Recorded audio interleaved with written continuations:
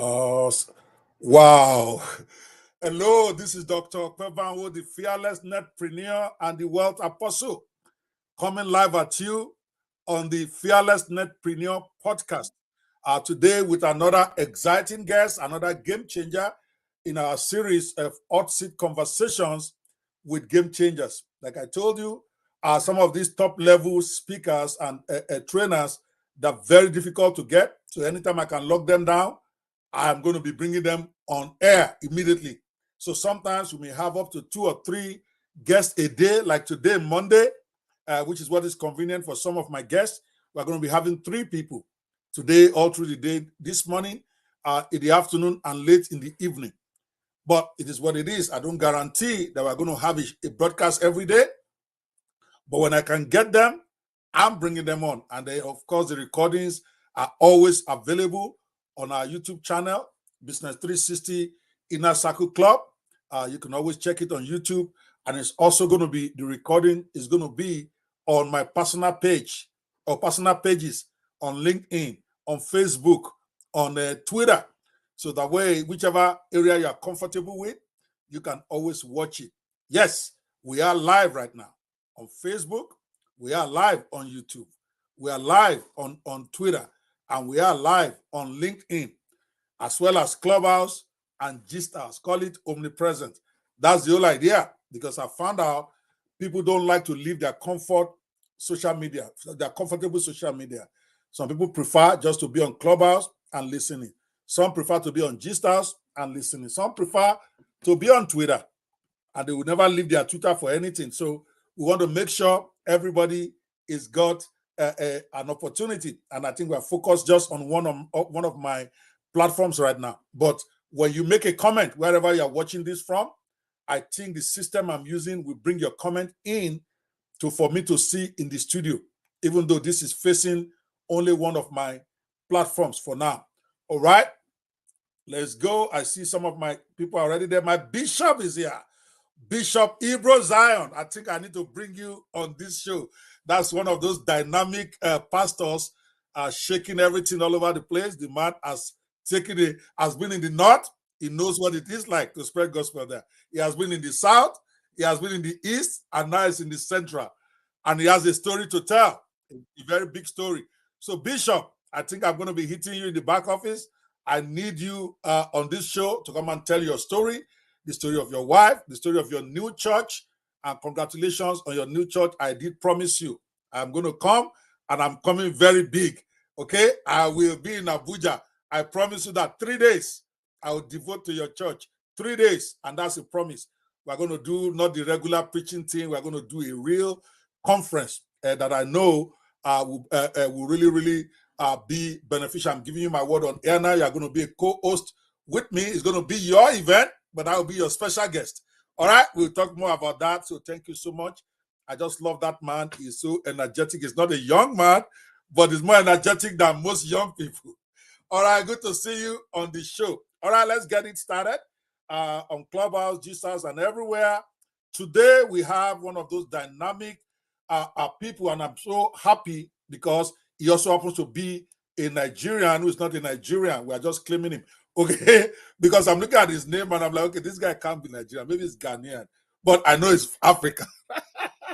And every time I happen to get a brother in the house, I'm super excited. His name is Rume Ophi Alvin.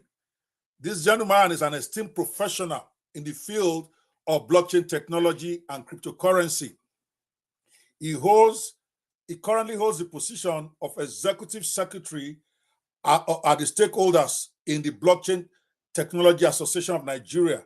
He's the executive secretary of CBAN. That's the stakeholders in Blockchain Technology Association of Nigeria, one of the biggest associations for blockchain in that country. And he's the founder and the lead executor of the renowned Crypto Preacher Blockchain Academy. Most of you in crypto business, you know about Crypto Preacher Blockchain. That is the man that is running it. He's also the founder of Think Crypto and the Crypto Book Club. This man is all crypto. He's all in. And that's the kind of guests I love to have, who are all in a particular niche. so that we all can learn from them. That's why we call it the Hotseat. He has a deep passion for digital currency evolution, including Bitcoin, Ethereum, and others. He even won the award of the most impactful crypto educator in 2022. Rume is widely recognized for his extensive knowledge and dedication to educating individuals about technology. I have a special love for educators because I'm one myself. Having impacted the lives of thousands of young people across countries, Rume is regarded as one of the foremost cryptocurrency experts in Africa. Don't take my word for it. Just Google it.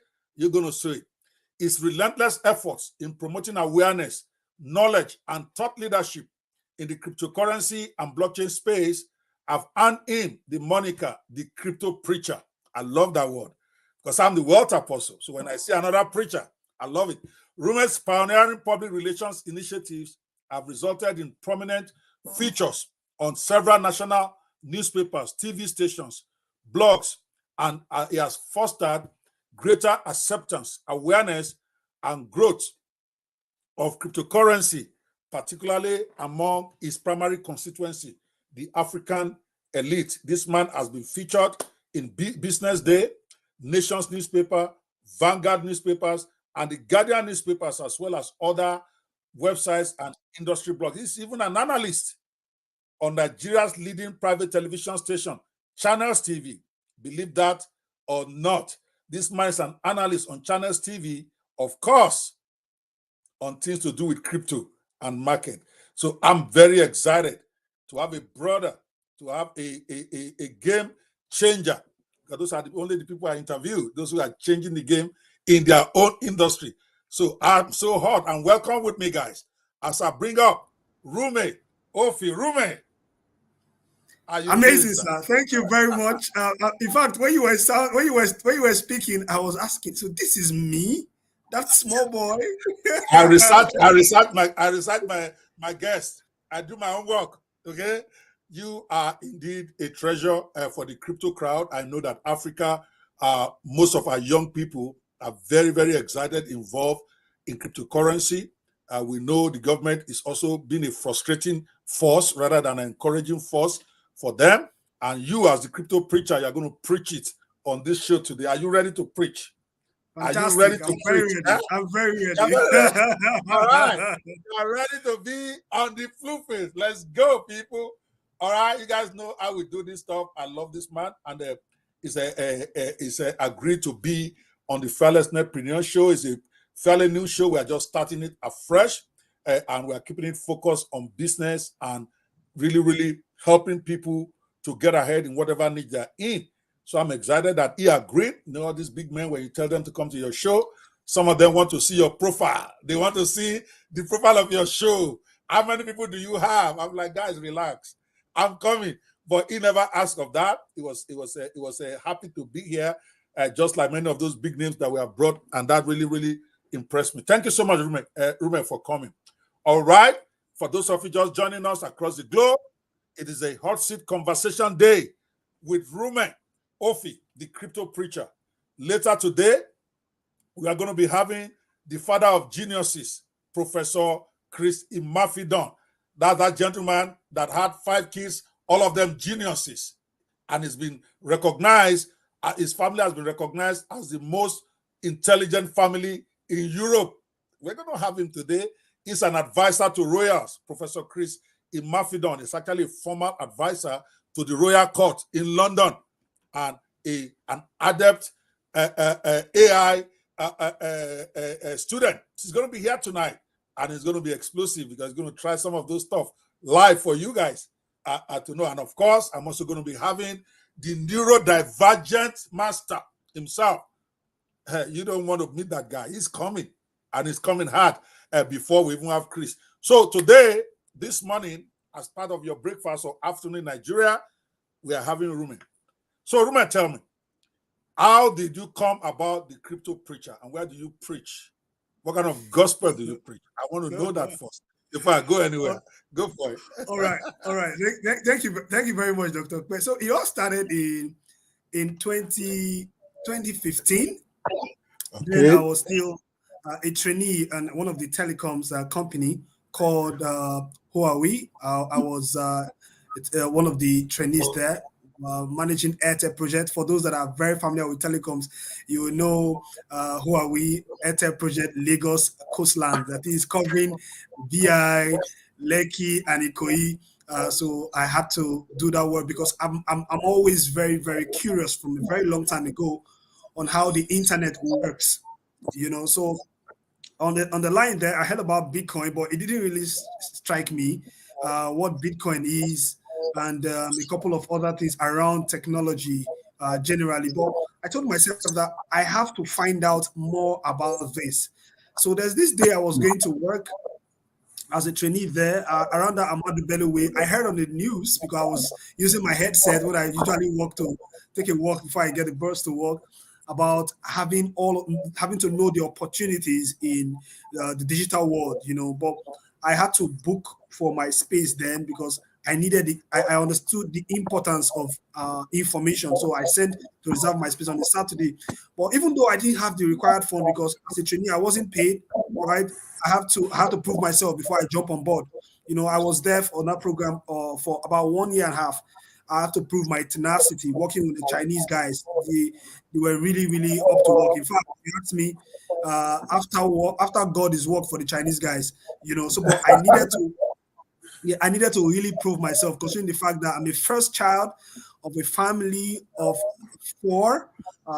We are four boys. I'm both my father and my mother, leaving my city in Delta State in Warri to Lagos to my education, then snowboard into working and having to prove myself in one of the city that has one of the most intelligent set of human beings and the most populated in the West Africa sub-region.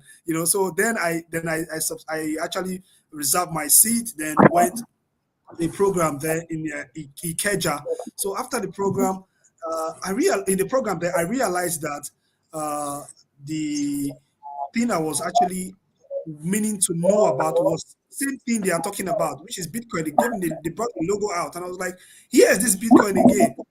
Has actually told me about it, but I didn't really give it the needed requirement. I'm computer science trained, so I should know how all of these things work. So after the training, I told myself that although I could not be able to afford the $600 registration fee, but the takeaway is I have to train myself after now. I have to train myself after now to get the very best and the best of the knowledge that I've actually wanted to get.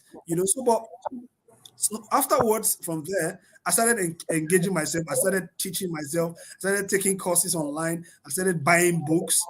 Then I got involved with in church. There's this elder in church that actually told me that there is an app. The app that he bought Bitcoin, then the value appreciated. So I said, okay, if the value have appreciated and you took your profit, that means all of these things are coming in line and they are making sense for me as about now. So I started even studying more. Then my first engagement on TV was on Kaftan TV. Before then, anytime I speak about crypto because of the technology, after reading the white paper, people around me would tell me, preach on, preach on. So I felt like, what am I preaching? It's crypto. So crypto preacher came up. All right. You know? Very good. Yeah, good to hear that background thing. Let's keep the question and the answers a little bit brief. I've got plenty questions for you.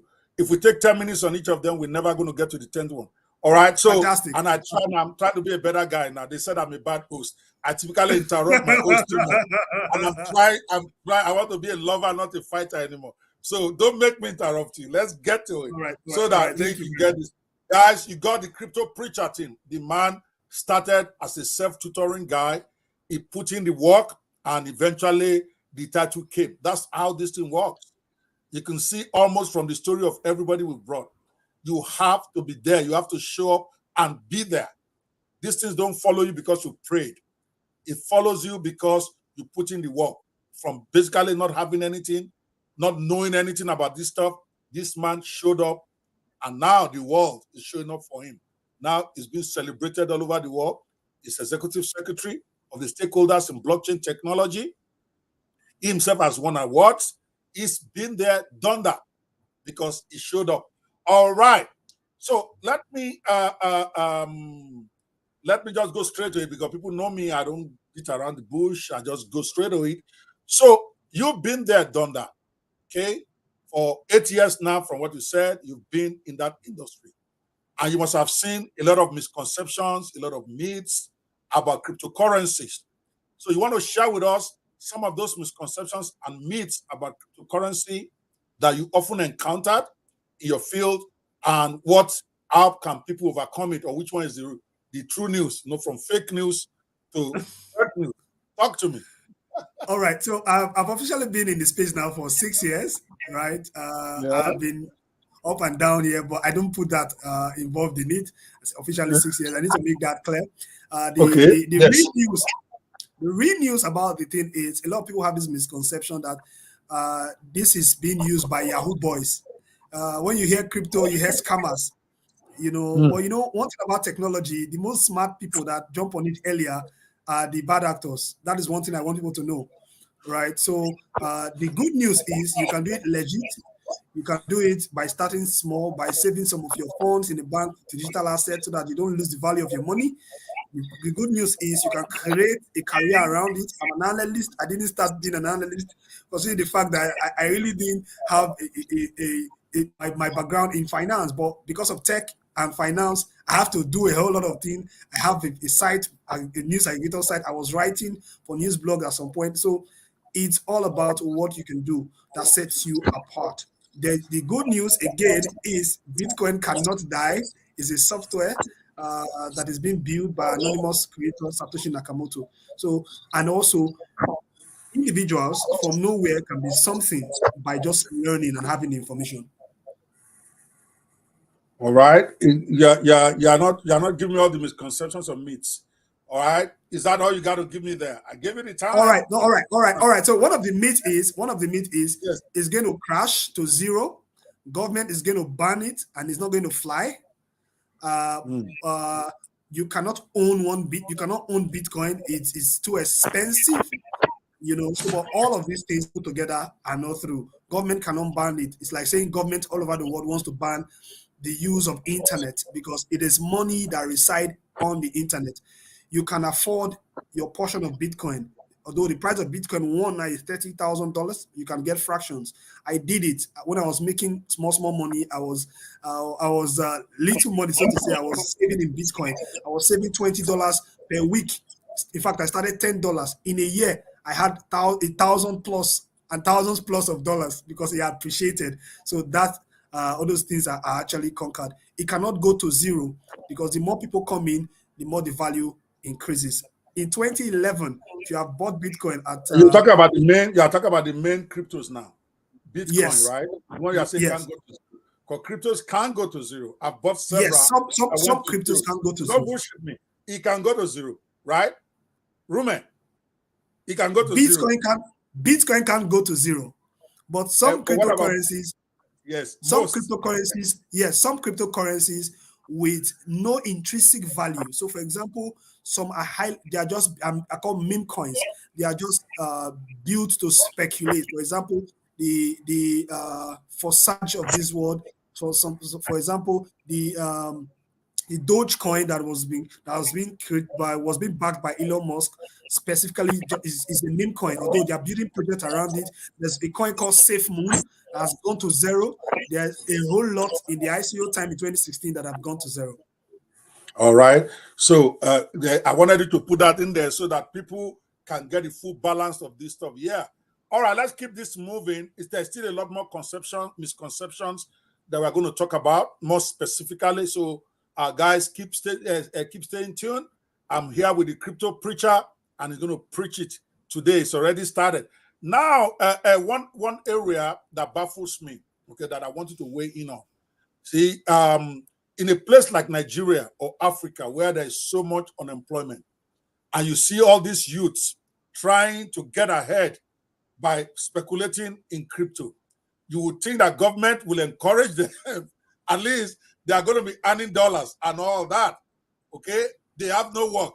They have nothing else to do. They have a little money, $20, $50 that they're trying to use to speculate on all these meme coins or whatever.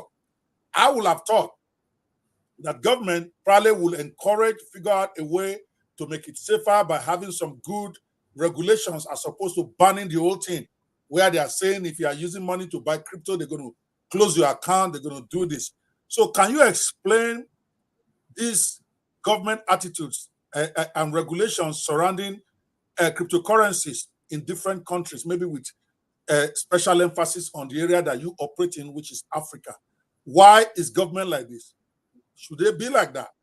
Do you want to explain to us or preach to us why we should understand, or why we should go and preach against them? I don't know. All right. All right. All right. What else? Government. Eh? All right. All right. So, right? Go ahead. All right, so let me really jump on this quickly, because this is one part of the conversation that I have very strong interest on. The truth is that, in fact, when the NSAS started, the police brutality protest started in Nigeria, one of the things that government shocked is the fact that when they ban all of the payment gateways from people remitting funds, more like we have the truckers crisis that happened in Canada, our own case here in Nigeria, which is the NSAS. People started supporting with their cash donation and everything. The government actually make sure that didn't go through. So they started using Bitcoin. So that's actually sending a message to government that people can actually finance their interest using digital assets. So before then, they have actually issued warning.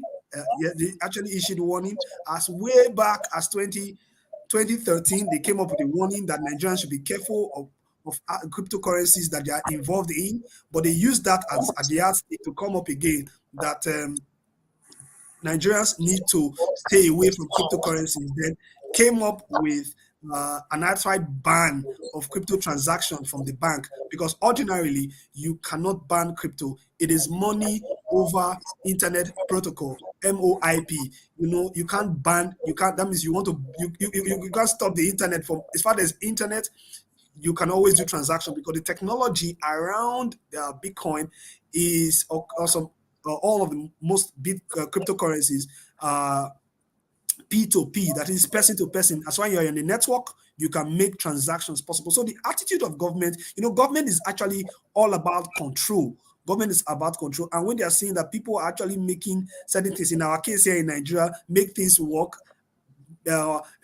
we have millionaires coming out of the cryptocurrency industry, because by just exchanging Bitcoin in form of remittance for those abroad, rather than use your traditional banking system, you can make life out of it. So they don't want their foreign reserve to deplete, because there's no point using the bank anymore. Like before, where I would go receive money for my uncle for his project here in Nigeria, where I will use Western Union. You don't have to do that. Somebody can just open a wallet and send money to you in different parts of the world, and you just exchange in the P2P market, and bam, you have your cash at hand. So they are scared, and they are seeing it like, man, we are about control, and these guys are going away from our hands. So they have to put regulations around it, certain amounts that you need to transact, and certain cryptocurrency that you need to transact with at some point in time. But this is something that we think that it also, in a way, we help the industry, because anything that is backed by government has some level of legitimacy. People are saying it like, oh, this thing is bad because it doesn't have government backing of some sort. But with what is happening in Europe, there's a MiCA bill, which is market in crypto asset bill that has been passed, actually has given certain kind of framework to crypto regulations in Europe.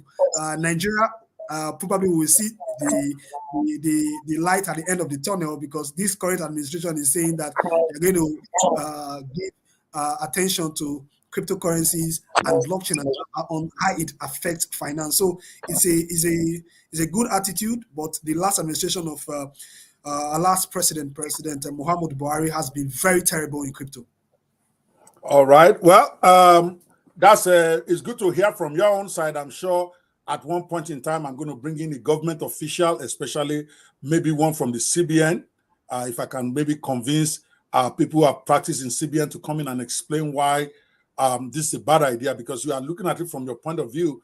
They are saying that no responsible government can just leave it a currency to start creating a rival to the official currency in the country. And I think they probably have a point there, because if a government can't control its own currency or currency operating in its country, how is going to keep it together? What I had thought, because I don't expect them to allow cryptocurrency to just run on its own. That would be irresponsible. What I had expected is for them to have co-opted it somehow in a way where they're exercising some control while at the same time allowing people to go, because this is not likely to go away. They're just driving it underground and creating unnecessary bottlenecks, and they are letting that money go to other countries. But I think it's a very delicate balancing act.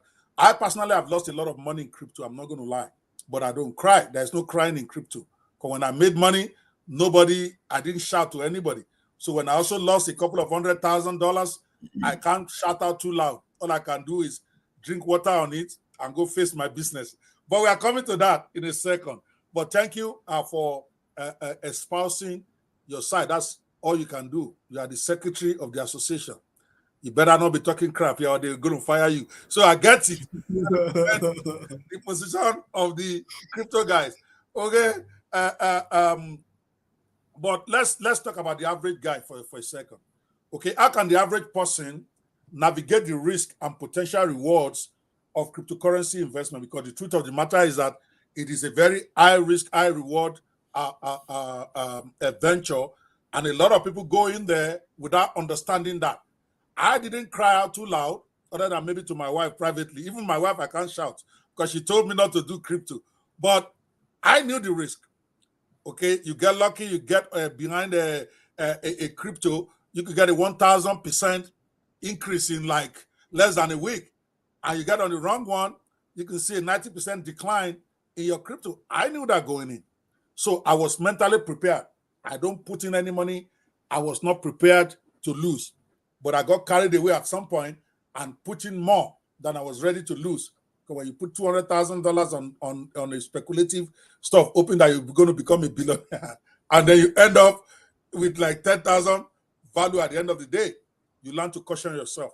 But I'm cool because to me, high risk, high rewards.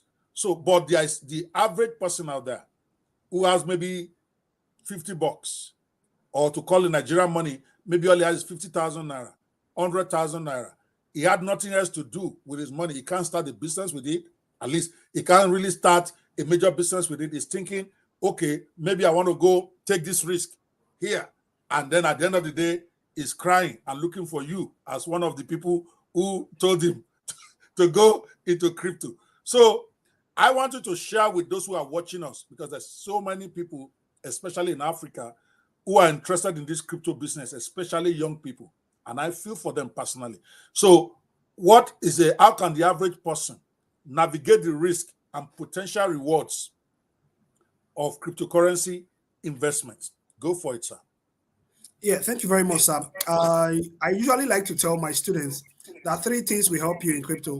You must not necessarily trade, like speculate in crypto if you don't have the technical know-how. But these three things will guide you in crypto: patience, persistence, and discipline. I go again, these three things will help you: patience, persistence, and discipline. The truth is, the most important thing in your first step coming to this industry as an average person is to have education. Is to have education. What kind of education do you need? Someone that can teach you how to navigate. For example, I've spent about 6 years now on doing this only. I could able to guide you effectively. But a lot of the average people, even people that have money in Nigeria, I observe that, or in some other parts of it, even the white guys, observe that they just want to jump in and jump out, cash out, irrespective of, without having the knowledge. People want to become lawyers, they go to university and they come back, they go to law school. People want to become doctors, they go to medical school. People want to be engineers, they go to university and they come back and they practice, and a couple of other fields. But when it comes to crypto, most times people just want to jump in and make all of the money. It doesn't work that way. You have to give yourself the time to learn the craft. So what I mean learn the craft, I don't mean necessarily on trading, because trading needs a whole lot of time and guidance in the first instance. As an analyst, I am a trader, I'm a fundamental guy, I'm a technical guy. I started this space as an OTC guy. What is an OTC? Over the counter trade person, where I flip Bitcoin or USDT Theta for Naira. You can make money for that without having to lose your sleep at night, because as a trader, you need, but trading will take you away from the outside world. You will be indoors. If you are a young person, you will lose your young style. You forget yourself because you are just about making money. The average person can also they can manage the risk by having the right education. The right education means someone that knows what they are doing, has stand the test of time. It's not easy to survive a long period, to survive 2 3 years in this industry. It's not easy. You need to always study refresher courses and everything. Then the potentials that are there. For example, if you ask me, I would advise a new guy to focus on Bitcoin, because, for example, if you are buying Bitcoin in 2010 for $110, for example, and the exchange rate then was about 153. But with uh, 20K, you have almost about 30 something BTC. 30 something BTC now is a whole lot of money in Naira, you know, or even 50K. That's a lot of money now. So the track record over time, Bitcoin has appreciated over time. So if you are buying gradually, rather than just put in money, people don't just put in, you don't put in all your money. So if you are receiving certain amount of money, you put a percentage of your money. Then when I was doing it, I was very consistent with it.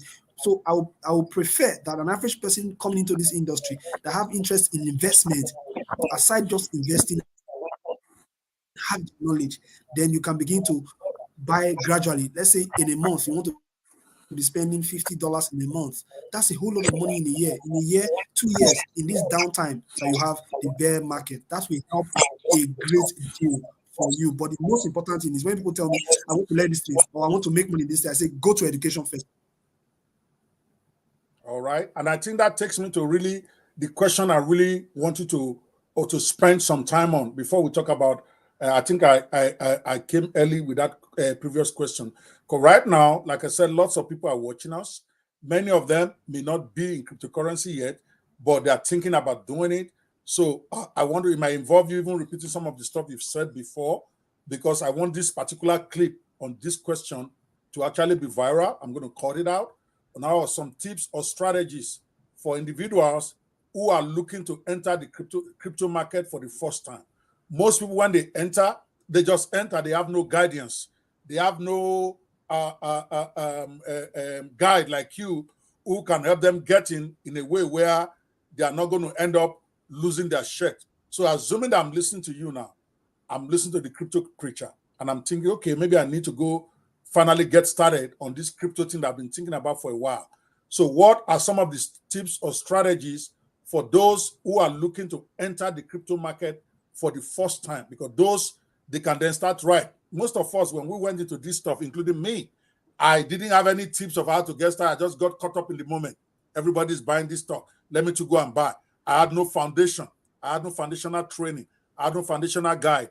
I didn't have a step-by-step guidance from anybody. As best as you can, if you are going to be advising somebody, assuming somebody is standing in front of you right now, and he needs advice on how to get started in cryptocurrency, what are maybe the step-by-step things you tell them? Maybe 1, 2, 3, 4, 5 in order like that. I like things so that they can make notes. Number 1, do this. Number 2, do this. Something like that, in a way that can then help them to go in with their eyes open, and also with some what I call some structure as they're getting it. You are the crypto preacher. I got to ask you this one, right? All right. Preach it. All right. Preach it, sir. Preach Thank it.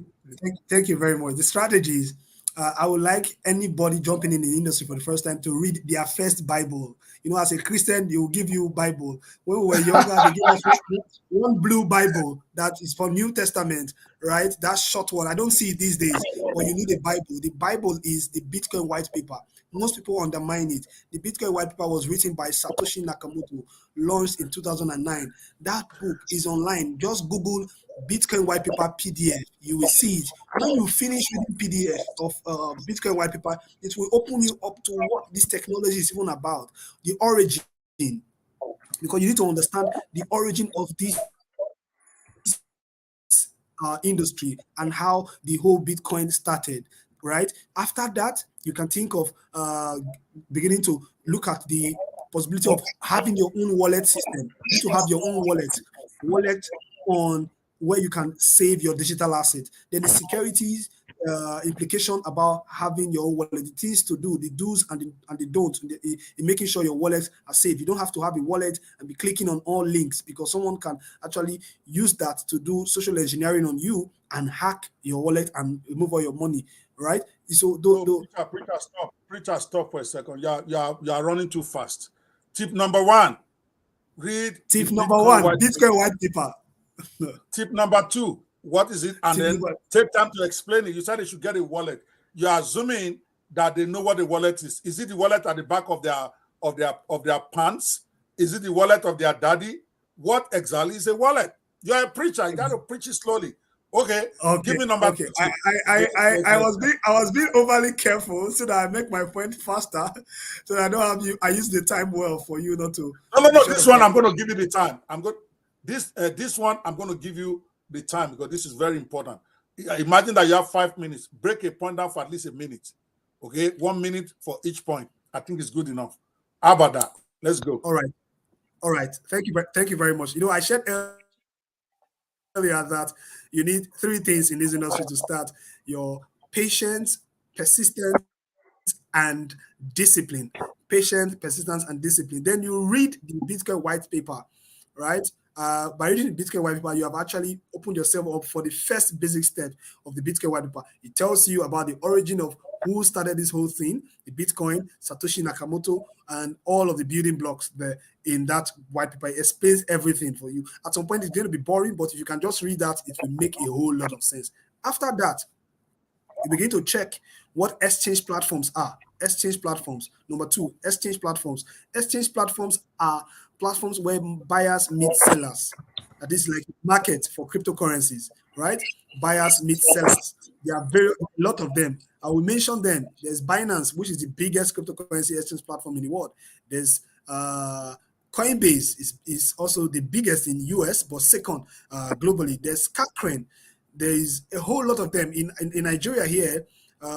We majorly used Luno before Binance came in. So all of these exchange platforms you need to look at to avoid people sending you messages that I work with Bitcoin, because I get some messages like that sometimes. I don't know if they don't read my profile. They just jump into you from the back end and say, I work with Bitcoin. Nobody works with Bitcoin. Bitcoin is money that resides on the internet. So this marketplace, you go look them, read about them, read their founders, read the countries where they are, because some don't give us opportunity. They don't give you opportunity in some other countries. Like Coinbase doesn't operate here in Nigeria. Kakren doesn't operate here in Nigeria. Luno operates here. Remitano operates here, and some other platform operates. So when you read about them, you'll see that they have something called order book. Order book is where buyers, and you see the spread for buyers and the spread for sellers. Then by signing up to the exchange, you already automatically have the access to the wallet I earlier spoke about. So what is wallet? So wallet is where digital assets are saved, and these digital assets are cryptographically safeguarded. So cryptography is something also that I will share more light. So it's safer. The cryptocurrency, where you say crypto, is cryptographic enabled. That is, it's secure. It's the act of securing information, right? So these wallets and the exchange platforms are well protected. So this wallet is where you keep it, more like you have your wallet where you keep money.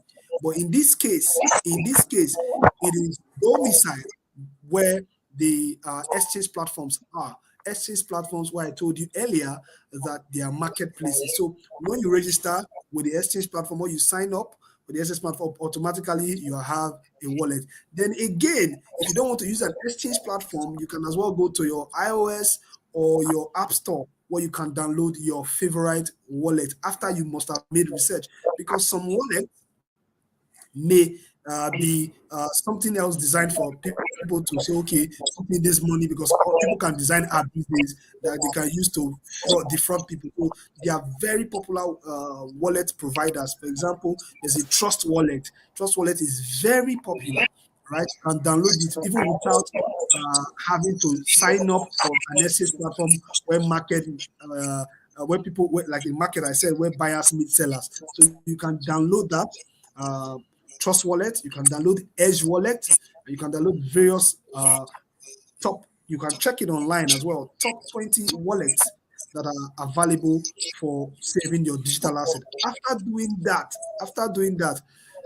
you can start getting other knowledge specifically for investment purposes. How can I invest? How long of the duration can I invest? There's something called DCA, your dollar cost averaging. You're making money, you can decide to buy. Oh, from this my salary, I earned 15,000, right? I can decide to say at this 50,000, I want to be using 15K or 20K every month to buy for 1 year. It is not easy, but when I said the three things, I said patience, persistence, and discipline. Patience, persistence, and discipline. So if you can do that, I've done it before. I have done $15 every week. I've done it for 1 year and a half, and I made money because it ended up snowballing into the bull market. So what is bull market? A period where the green candles are more than the reds. So I made a whole lot of money. So in this time frame, it can take you. You can do all of these in a time frame of between, if you are a fast learner, between 2 months you are good. But I am always very careful not to make people understand that it is not only trading that you can make money. You can make money by rendering a service to a crypto platform. You can be a writer and make money. You can be an analyst and make money. You can be someone that can build products. We don't have crypto and based products here. For example, like a face cap that I have one here that I bought when I traveled out. That is a Bitcoin cap. So those in fashion industry can have that. Then in the regulation area, you can be a blockchain lawyer. I know very few blockchain lawyers. Or you understand, because blockchain is the technology that powers Bitcoin, right? So I wouldn't say Bitcoin lawyer. So blockchain lawyer that help advise companies coming into Nigeria to be able to understand our jurisdiction and how to do business. That's another part, but I've been able to explain the strategies that you need. Bitcoin white paper, how to check for the exchange platform, which is the marketplace, check your order books, then download the wallet. Then the other part is investment, which you need knowledge about. Awesome. Oh, guys, you want to listen to the crypto preacher here and look at the scrolling at the bottom of the screen. For those of you who are just listening on audio, because this is a podcast that is going live on my Fearless Netpreneur podcast show, I'm going to recap for you because this is important.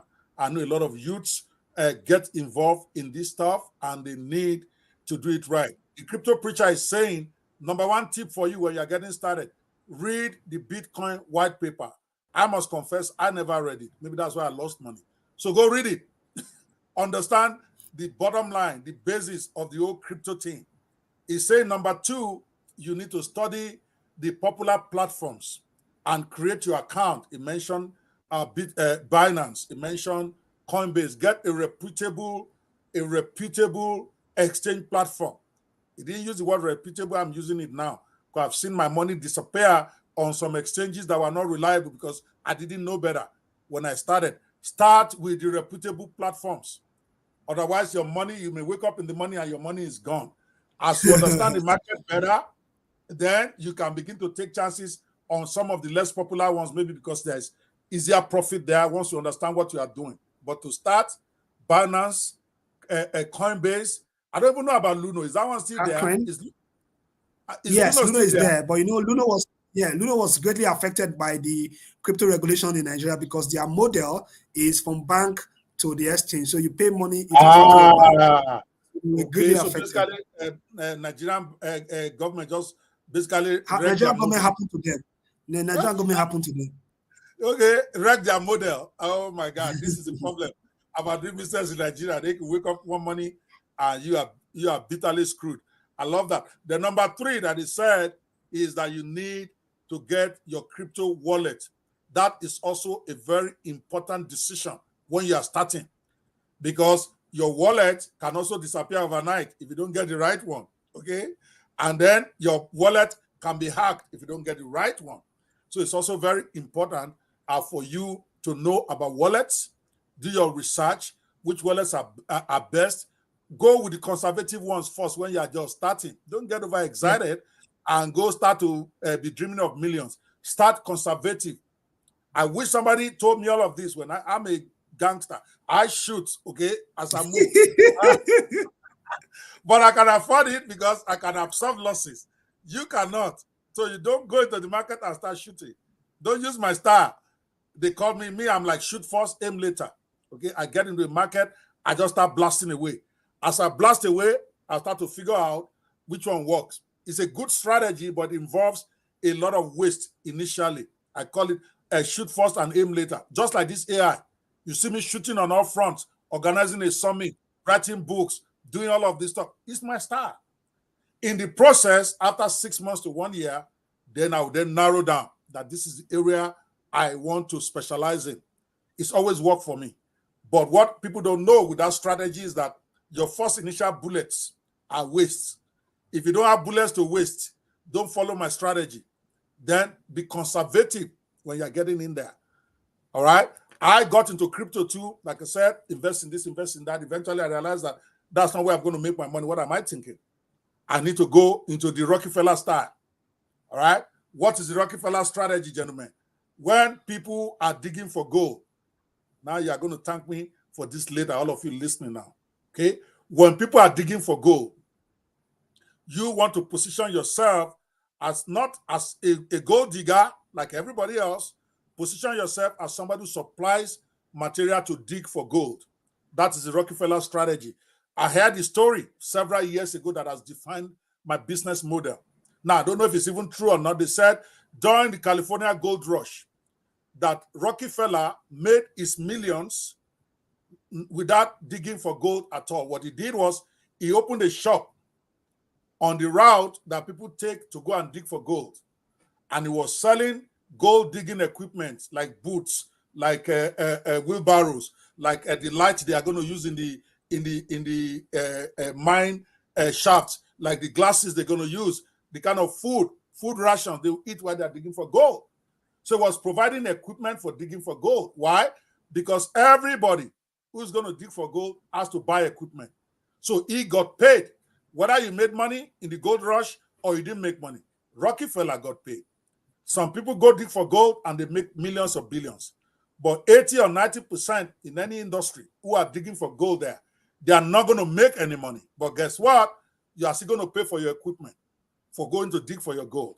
So if you are starting out, he talked about it briefly, and I'm going to take him back there in a second.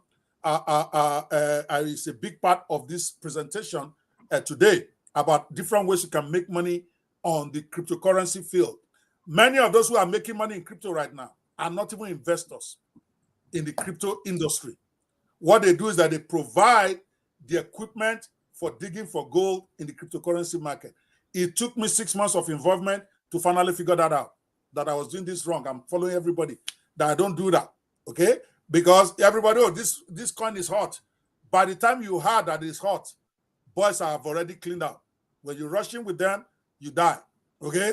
So the best time, but we're gonna come back to all of that later. Now, I'm not a crypto expert by any standard. I've not really gone hard into that industry, but I've made a lot of money in areas that have got nothing to do with investing in crypto. Why? Because I went back to my Rockefeller strategy, and we're going to talk about that a lot, which is providing equipment for those who are digging for gold in the cryptocurrency market. We're going to come back to that later. But for now, if you are starting, it's correct. Tip number 1, read the Bitcoin white paper. Tip number 2, according to our crypto preacher, is learn about exchanges. Settle for the one that are reliable. Create an account in one. Okay. Number 3, create your crypto wallet. Okay. Now, number 4, I will add for him because maybe he thinks he didn't have time. He said it in the previous question, but it's the most important thing. Get education. Get a training course on crypto investment from people like him who have been doing it for 6 years, according to him, and people have been doing it for even longer than him. The beauty of this is that You don't even have to invest money if you don't have any. I would suggest you get a coach, someone like him, and he's going to give us a link in a minute if he has one. Send it to me privately and I'll post it for you. Sign up to be trained by somebody like him. Or go to YouTube. There's endless training videos on crypto. Tell yourself, I'm going to do minimum 6 hours of training. I'm going to watch minimum 6 hours of training on crypto for beginners. There's a reason. If you go in without education, you're going to be roadkill. Guaranteed. I was roadkill before I figured out that this is not the way to play this game. You will be roadkill because what you will be doing is you'll be going to the rooms of people like Rume, who, after they have bought their own crypto, before anybody knew anything about it, now they are hyping it. As at the time they are hyping it, they already took positions. You might get lucky. You buy some of those stuff they are recommending before it crashes. It always crashes and it always goes back up. Crypto is speculation 90% of the time. So what you will do if you don't know the game is that you're going to go be getting in when the thing is already high. I did that with what is the name of that crypto, the hottest one last year. I ended up losing 6 figures. Is it Shiba Inu? Did you buy Shiba Inu or Dogecoin? Yeah, Shiba Inu. I came in at Shiba Inu when it was already 1,000x. Because people are still telling me it's still going to go up, it's still going to go up. And then I went all in, and then I just enter poto at the end of the day. There's something I want to say here. Anytime anybody hears anything about a particular cryptocurrency, that if the crowd is making noise about the crypto industry, know it's time to exit. Exactly. There you go. See, that's a big tip right there. You don't buy when the thing is already done 1,000x. I don't care if it's still going to 10,000. Most likely, when everybody is talking about it, those big boys are already taking going down. So what I do when everybody's making noise, I take 80% of my profit out. When I'm taking away my capital, I just leave the remaining so that if anything happens afterwards, I will still be in profit before I finally leave it. Because if you take everything out and it goes up, you will be feeling bad. Okay, guys, I see that's a good tip. That's why you need this training, guys. It's not just enough for you to get those first 3 things. Those are preparatory things. Before you do your first investment, you need to take training on crypto for beginners, not from one person. Sign up, get a coach, but go on YouTube, get 3 or 4 guys who have spoken about strategies for crypto for beginners. Take your time. I typically will spend 6 hours minimum before I get involved in anything. It's like this AI, I spent 2 months, 60 days of 8 hours a day, going to rooms, learning from those who are talking about it, the ones that know what they're talking about, the ones that are talking crap, the ones that don't even know what they're talking about. It don't matter. I listen to everybody. 8 hours a day. April, May, I canceled all my trips. So if I'm all in on AI now, trust me, I've done my training. Imagine 8 hours a day for 30 days. That is 240 hours. And I'm not crapping. Mostly on Clubhouse, plus YouTube, reading about this AI thing, plus buying some of the tools. So just for me to understand how this thing is working. I invested 480 hours and more, maybe 500 hours on learning about AI before I ever got involved and said, okay, this is where I'm going. You got to do that. You may not have 500 hours to give like me. I control my time, and I'm blessed with the partners who really are not stressing me to come to work. My law office partners, I'm not even sure they want me there, because when I'm there, I'm always causing trouble. So they are happy when I'm out doing something else. So they let me. I don't know if I have to share this. I don't know if I have to share this as well. Sorry, Doctor, but I have to share this so that people don't think that crypto is a get-rich-quick scheme, right? Yes, when I came in, I spent 1 year studying this space. I spent 1 year specifically. I spent 1 year. I still have my first book. My first book. This is my first book, Crypto Asset by Charles Bonowski and Jack Tucker. In 2018, I was going to a library in Yaba. I was reading there. I was going as if I was still going to my work after I've left my job.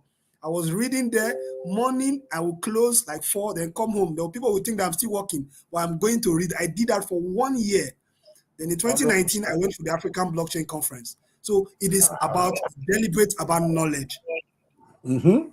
Yep, guys, we can't overemphasize that. I want to beg you, guys, you need to invest in training. Otherwise, you are going to become roadkill.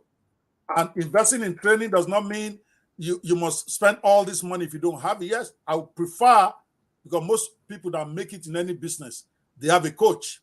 I'm not a crypto coach. I'm not asking you to come and be my student. Go look for somebody who is all in, somebody like Rume on crypto. You can see everything about his resume is about crypto. So you know this is a serious human being. And he himself has spent at least 5 years on it. If I'm going to go in there, I'll look for somebody like that. I'm not just trying to market him. I'm telling you that's the kind of person I will look for. Who that is his life. That's what he does. He's not doing it as part-time. Me, I'm doing it like a kind of a hit and run guy.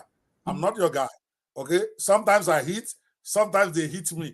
But I know that's why I'm there. But you want to follow a rumor that come rain, come shine.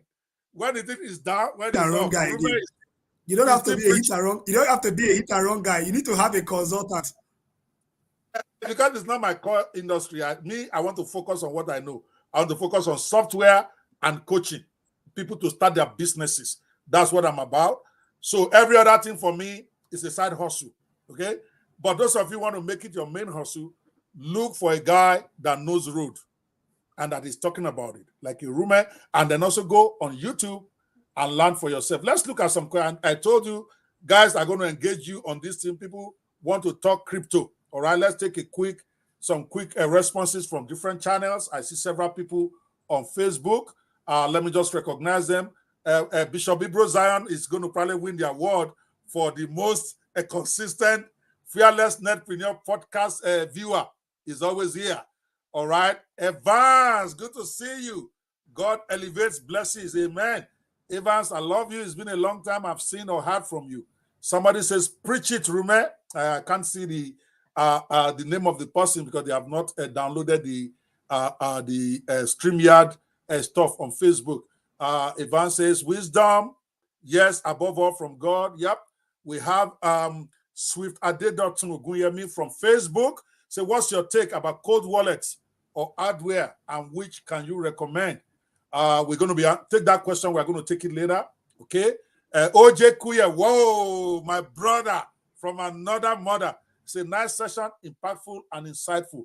Thank you so much for encouraging me. That is one of my guys. So when you know who that guy is, you know he's my daddy inside this business, inside any business. It's one of the top pastors in Dallas. Thank you so much, sir, for popping in. I know he just came in to encourage my show. Thank you guys so much. Everybody, keep it coming. From Clubhouse, I see several people who have made comments.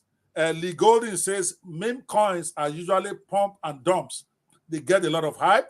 Then the early investors get their money and sell all their shares, and the value drops 100%. Lee, that is the game. And those who didn't take lesson before they got involved, they become roadkill like me. They almost killed me, but myself, I know they agree. So I came back at them. We're going to talk about that in a minute.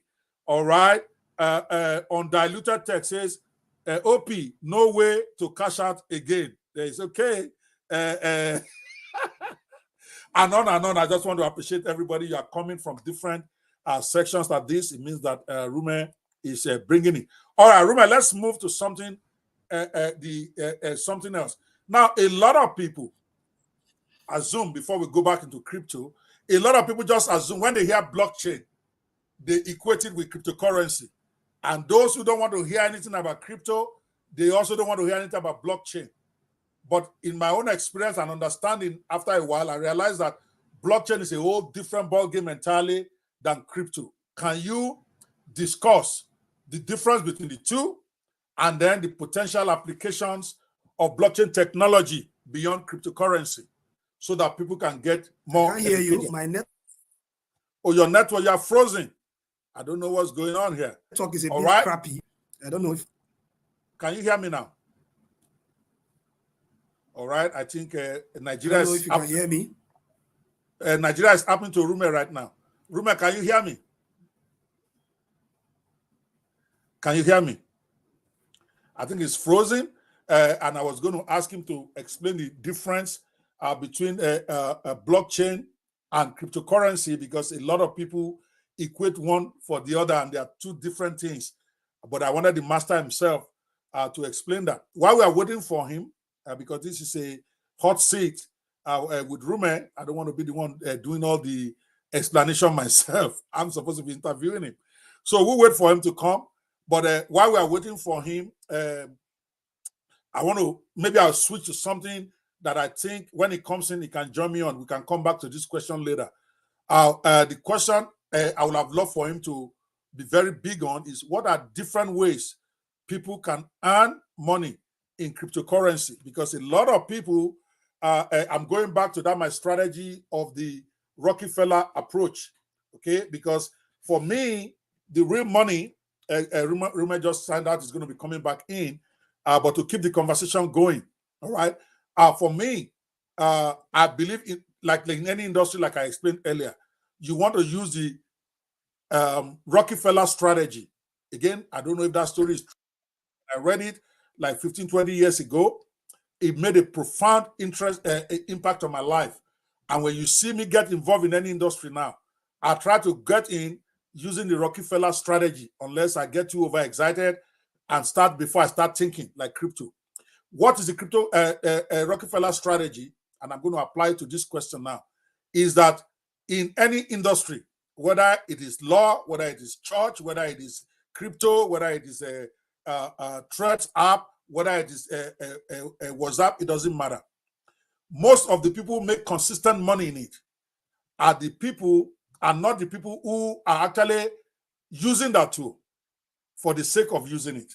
But there are people who are providing materials and support for those who want to engage in that activity.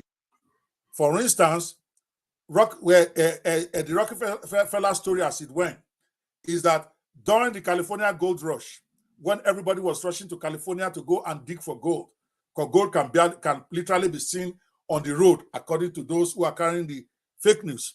A lot of people go there to dig for gold. Some got gold, most never got gold.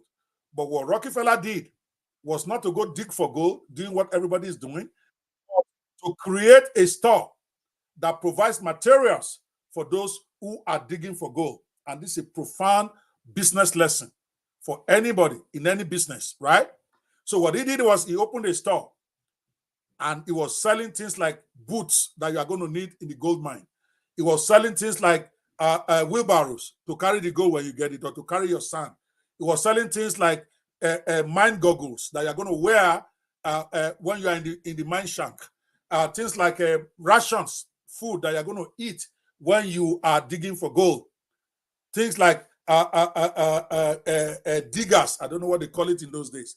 So he ended up becoming a multi-millionaire, even though he wasn't digging for gold at all. He was supporting and providing the tools for people to dig for gold. And that strategy works everywhere. Those who are making the most money on social media now are not social media guys who go there to go and tweet and go and post every day. They are guys who are training people how to become excellent social media people. Rockefeller. There are people who are selling softwares that will allow you to be able to do better social media. In other words, people like Hotseat or apps that allow you to post on many social media at the same time. Those are the ones making money. The ones that are providing social media management services. Why? Because they have to get paid, whether your social service makes you money or not. Guys who are providing service on it for you, the ones selling the software, the ones managing your social media platform, the ones writing your content for your social media, they have to be paid. Rockefeller strategy. You have to get gold digging equipment and you have to pay for it, whether you ultimately got any gold or not. And if you have been following me, you see that that's my strategy. Every industry I enter, I provide tools. For instance, Mobimatic, my first software that did over almost $500,000 for me the first month in 2016, my very first software, is a tool that allows those who want to create mobile apps for others or for themselves. Rockefeller strategy. You provide a tool for those who are interested in building mobile apps or who are interested in providing service as mobile app consultants. My second product, Designer, that works like Canva, is a tool that is provided for those who want to work as graphic designers or who want to create graphics. So whether graphic designers make money or not, they have to pay me to be able to use my software. So I make money regardless of what is going on. So you have to keep asking yourself, what is my Rockefeller strategy in this industry? So let's now go to crypto before Rume gets back in here. In the crypto business, most people think the only way to get involved in crypto is to go put your own money at risk. That is digging for gold, digging for crypto. But to make real money, you have to be in the business of providing the equipment for those who want to do crypto. Now, it doesn't mean you won't invest on crypto yourself, but you know you are taking a risk, you are gambling. But what if you go into the business of providing tools? And there are many ways. For instance, I wrote a book on it. It's called The Multiple Streams of Cryptocurrency Income. Multiple streams of cryptocurrency income. 12 different ways for you to earn Bitcoins and other cryptocurrencies without investing a dime of your money. I'm going to actually give out that book to everybody for free today. It was my best-selling book on Amazon and on my own website. I had a website for it in 2021. I wrote this book 2018, maybe, less than 3 months after getting involved in crypto myself. But the thing went dead. I wasn't getting good royalty on it. 2019, when the whole crypto thing was dead. 2020, then 2021, 1 month like that, I just saw Amazon when they sent me my royalty checks. Out of the total check, I saw that about $1,100 was from this book. I didn't pay attention because I just got the bulk amount. I think it was about 4,000 or something they sent me. I just got it in my account. I just spent. I didn't really do the analysis. But I realized that my crypto income and my royalty was going up every year from February 2021. So by May, I'm like, okay, what's going on? I know that I'm not promoting my books on Amazon. And I went to the analysis of the sales. I had 47 books on Amazon, right? So I started checking. Some of the books didn't make any money. Some of them $50. Then I saw this one, Multiple Streams of Cryptocurrency Income, did $1,560 or so in the month of May 2021. I'm like, what's going on? That's when I even knew that crypto has researched, that a lot of people are making money in crypto that ultimately got me into problem, by the way. That's when I got a Shiba Inu and all of that was going on. And then I went to put head.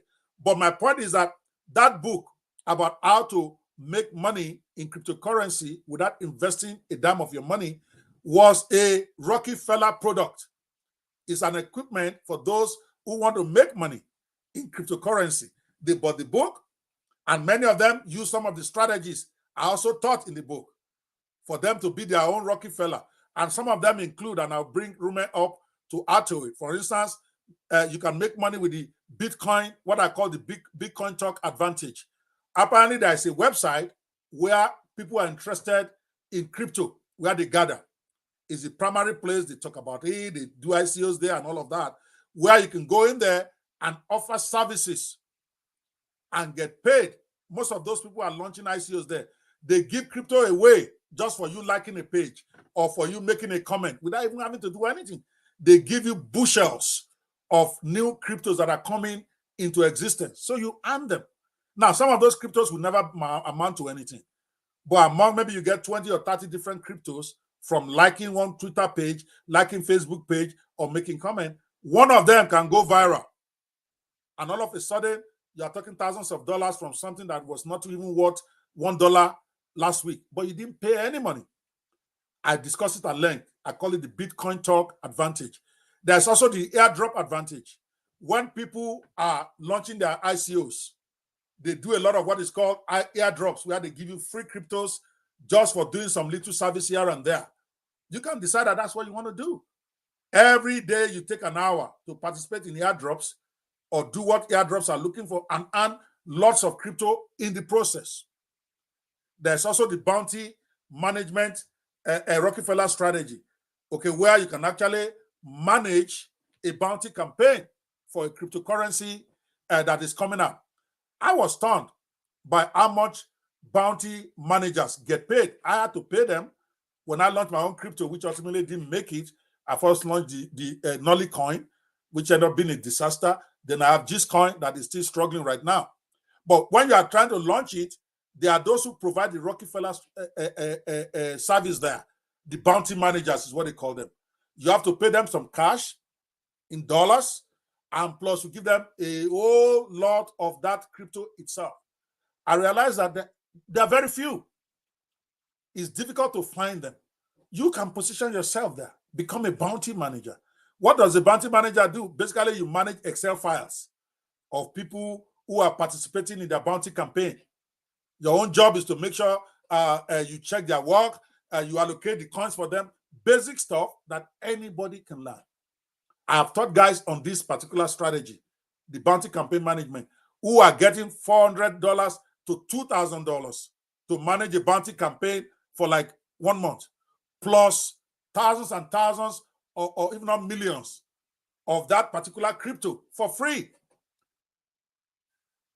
You have what is called the Bitcoin faucet advantage, another Rockefeller strategy where you can, I don't want to go too far here. I listed 12 different amazing ways that you can position yourself as a crypto Rockefeller strategist, where you are providing services for them. So everybody watching this trend now, before the end of this show, I've told my guys to get me the link. I'm going to give you a free copy of that book. I've made so much money with it. I don't mind giving a few copies away for free. It's called Multiple Streams of Cryptocurrency Income. You can even start with that. You're not risking money. All you are doing now is spending time. And many of you are unemployed or underemployed. You have time. Time is not your problem.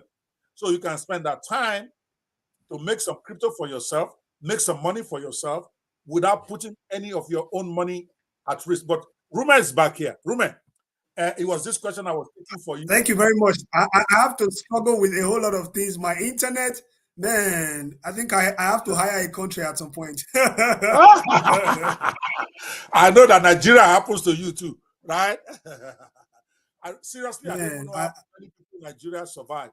In fact, I was supposed to be in Nigeria 4 or 5 days ago. I had a ticket. But because I have this summit coming up tomorrow to Thursday, I decided to postpone it because I don't want to be in Nigeria organizing a summit when I myself may not even be able to get online. That would have been a disaster. So I decided, let me just stay in the US, do my summit. And do your thing.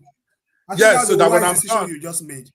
Yes, because it's okay. I don't know if you want to add to this. I was talking about different ways people can make money in crypto without risking their money. So when you are out, I just fill the time by talking about this because I happen to have been involved in that. I have a best-selling book on it, which I promise everybody I'm going to give them today. But go ahead.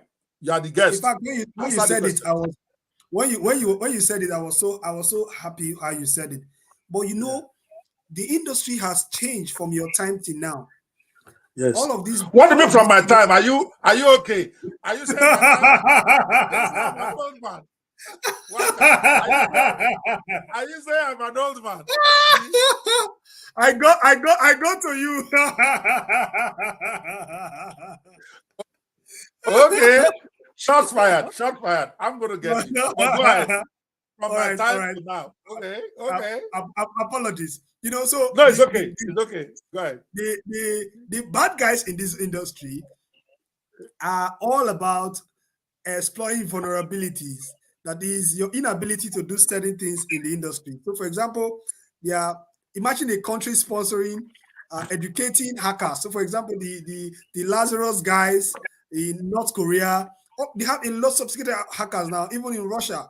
You know, so if you are looking for free things, sometimes you get into trouble. So, if I would advise that all of these things, don't use something that you will later, a wallet that you will later use, because some of them can be compromised. So, for example, the Arbitron airdrops that came, I did a research. I found out that there are about 5,000 different Arbitron airdrops, which are fake and used to put malwares into your system to steal from you.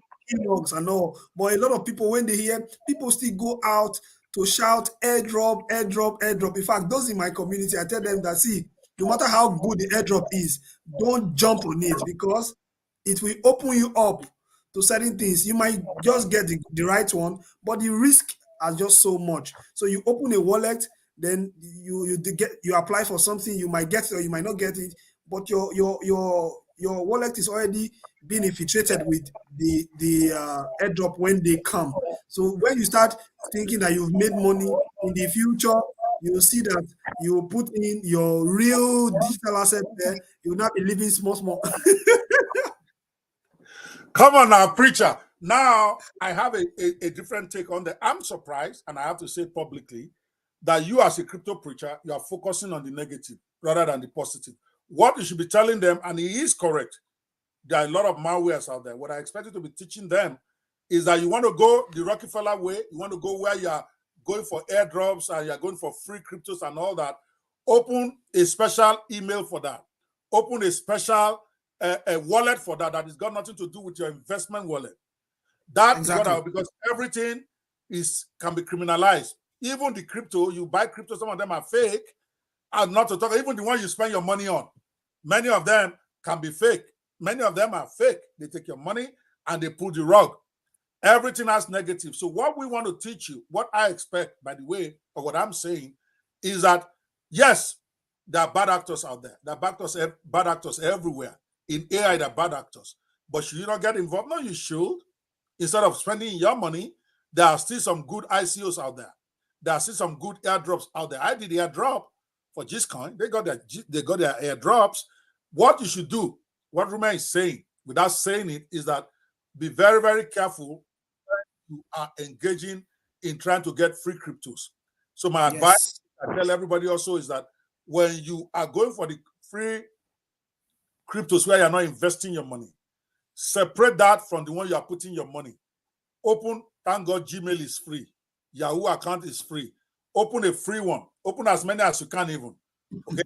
Then have a separate wallet that is you are going to christen it or recognize it as the one you are using to do airdrops, air faucet, and all this free access to cryptos.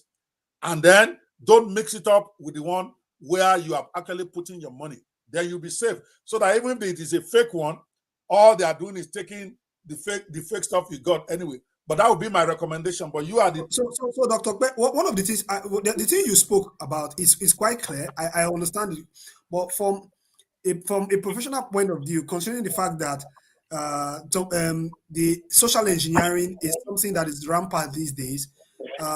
If you are jumping into crypto early, like a newbie, I would just advise that crypto airdrops or free digital asset shouldn't be your concentration, because you may not be able to handle it effectively. This is why I said so. It is good, it is important, but again, even if you are using it a different way, your data can be used against you. They might. What is the use of a data of a man that has no money? You are still talking like a rich man. A guy, I'm talking about that guy that doesn't even have 50,000 naira to waste. What you are saying, I always laugh when people say, oh, Facebook is using my data. What is your data worth when you yourself are not even worth 500,000 naira?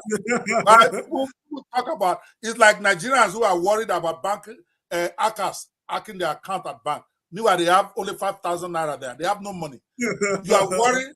That is a concern of rich people like you.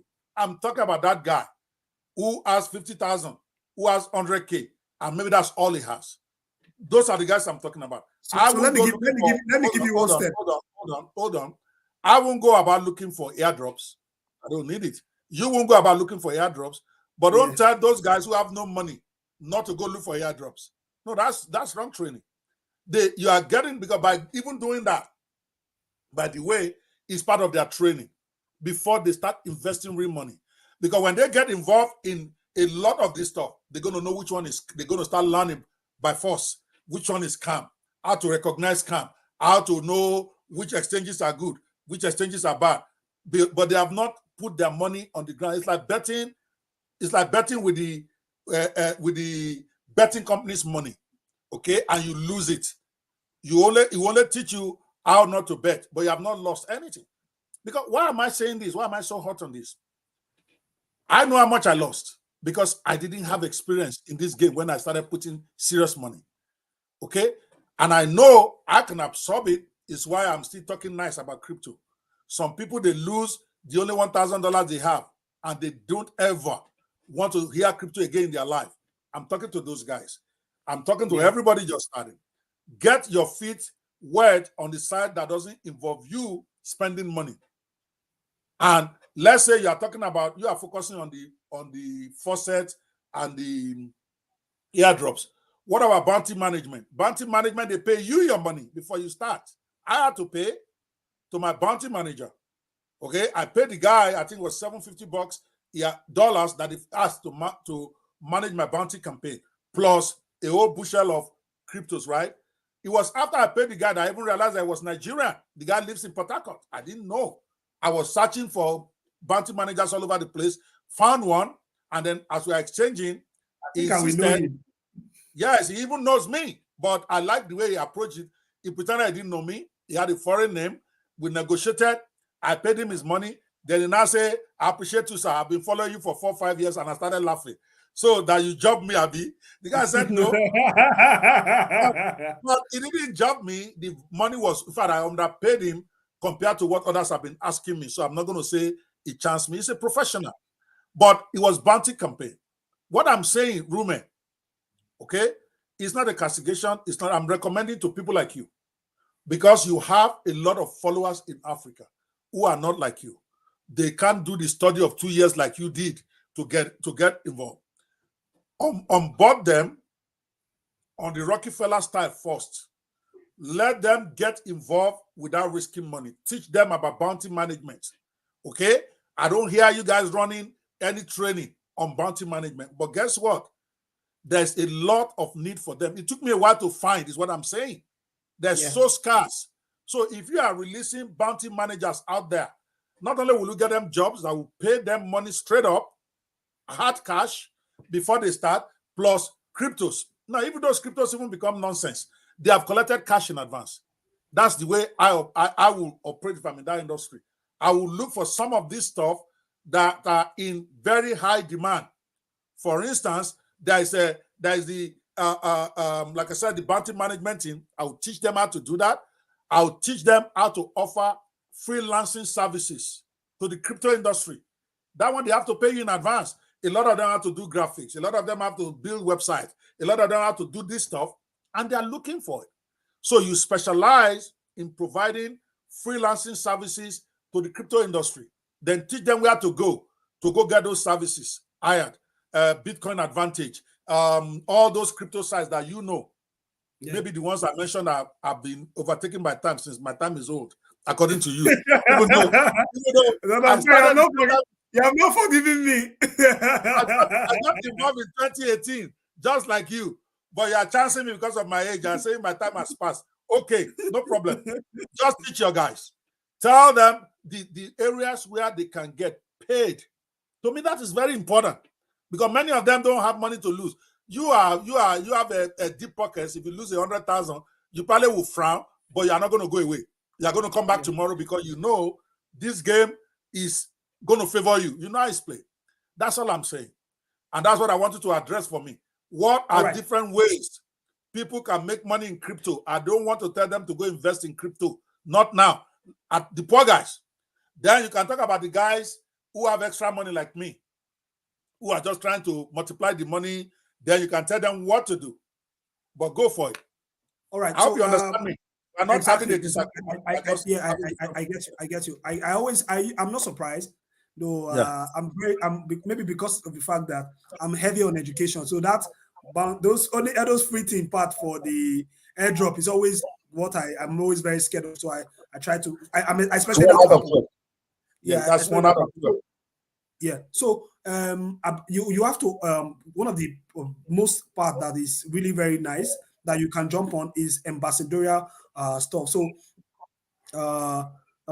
if you want to you avail yourself to volunteer for a project, you volunteer for a project. So for example, sometimes those of people that have worked with me, for those that are actually here that want to jump on any project, you have to volunteer to work for my platform, the Pressure Blockchain Academy. So when I usually have these exchange platforms that come to ask me, oh, I want to do a campaign. So in 2019, I had my first set of not my first, very first, I think my second set of students. I took all of them. I just taught them at random, took all of them when Luno said they want to do a campaign, because Luno did the first campaign in Computer Village. I used them to do that campaign. They went in the street to tell people to sign up for Luno account, and they got paid. Each person got paid. As I then know, they got paid 30,000. I like, they got their money. I didn't even take any commission from there, because the Essence platform paid me for bringing those people, and they were my students at that point in time. So volunteer for different communities, like my community. You can reach out to me. Then when the opportunities come for projects that we want to do for Essence platform, we use it immediately. Then for those in the universities in Nigeria, students, sometimes the Essence platform, they don't have ambassadors for these universities for their products. So either Binance, I think Luno will be starting one very soon. I'm giving you guys this information as an insider, because all of these platforms in Nigeria, I either know the African director or the country manager. If they want to do anything, they don't have to look for somebody. They just say, oh, bros, you get somebody where we will feel for this thing. Also, that ambassadorial stuff for universities is very important. Volunteer, we use it because you have to pay the price on our platform as well. Then another that is very important, content development, content writing is very, very important. You don't have, all you need is the skill to just write. Just know how to write. There are news platforms that can pay you per article on an average. When I started, the articles that were paid, the news platform that were paying me, then they were paying me per article $10. That is not a small money in Nigeria. That is not a small money in Nigeria. All you need to do is to learn how to write effectively. That is a Rockefeller move right there. Writing articles for those who are in the crypto business, because many of them are blogs. A lot of these coins, they are looking for people to write articles for them. And you're right, $10 is not small money. If you get 2-3 done in a day, for a Nigerian, that is a lot of money. You are just starting. Of course, I'm not going to be writing article for anybody. That $10 is too small for me. But for a lot of people, it's a lot. If you get 2 of that a day, that's $20. Okay, when you put that in the Agbado economy money now, that is like, how much is that? I'm not saying Agbado economy is bad. I'm just saying that's the name of the economy that we have. Yeah, exactly. You're right. Right. I was even surprised you didn't call it a Bala Blue economy, but it's okay. No, Agbado economy is good. I love all the policies Tinubu has been implementing. I know my obedient followers don't like it. They've canceled me on Twitter, and that's okay. But the reality is that I support what is good. The policies is doing so far, they are tough, but they are policies that I think we need to have in Nigeria if we want to move forward. But let's not change this into politics before they cancel me again. Let's stay.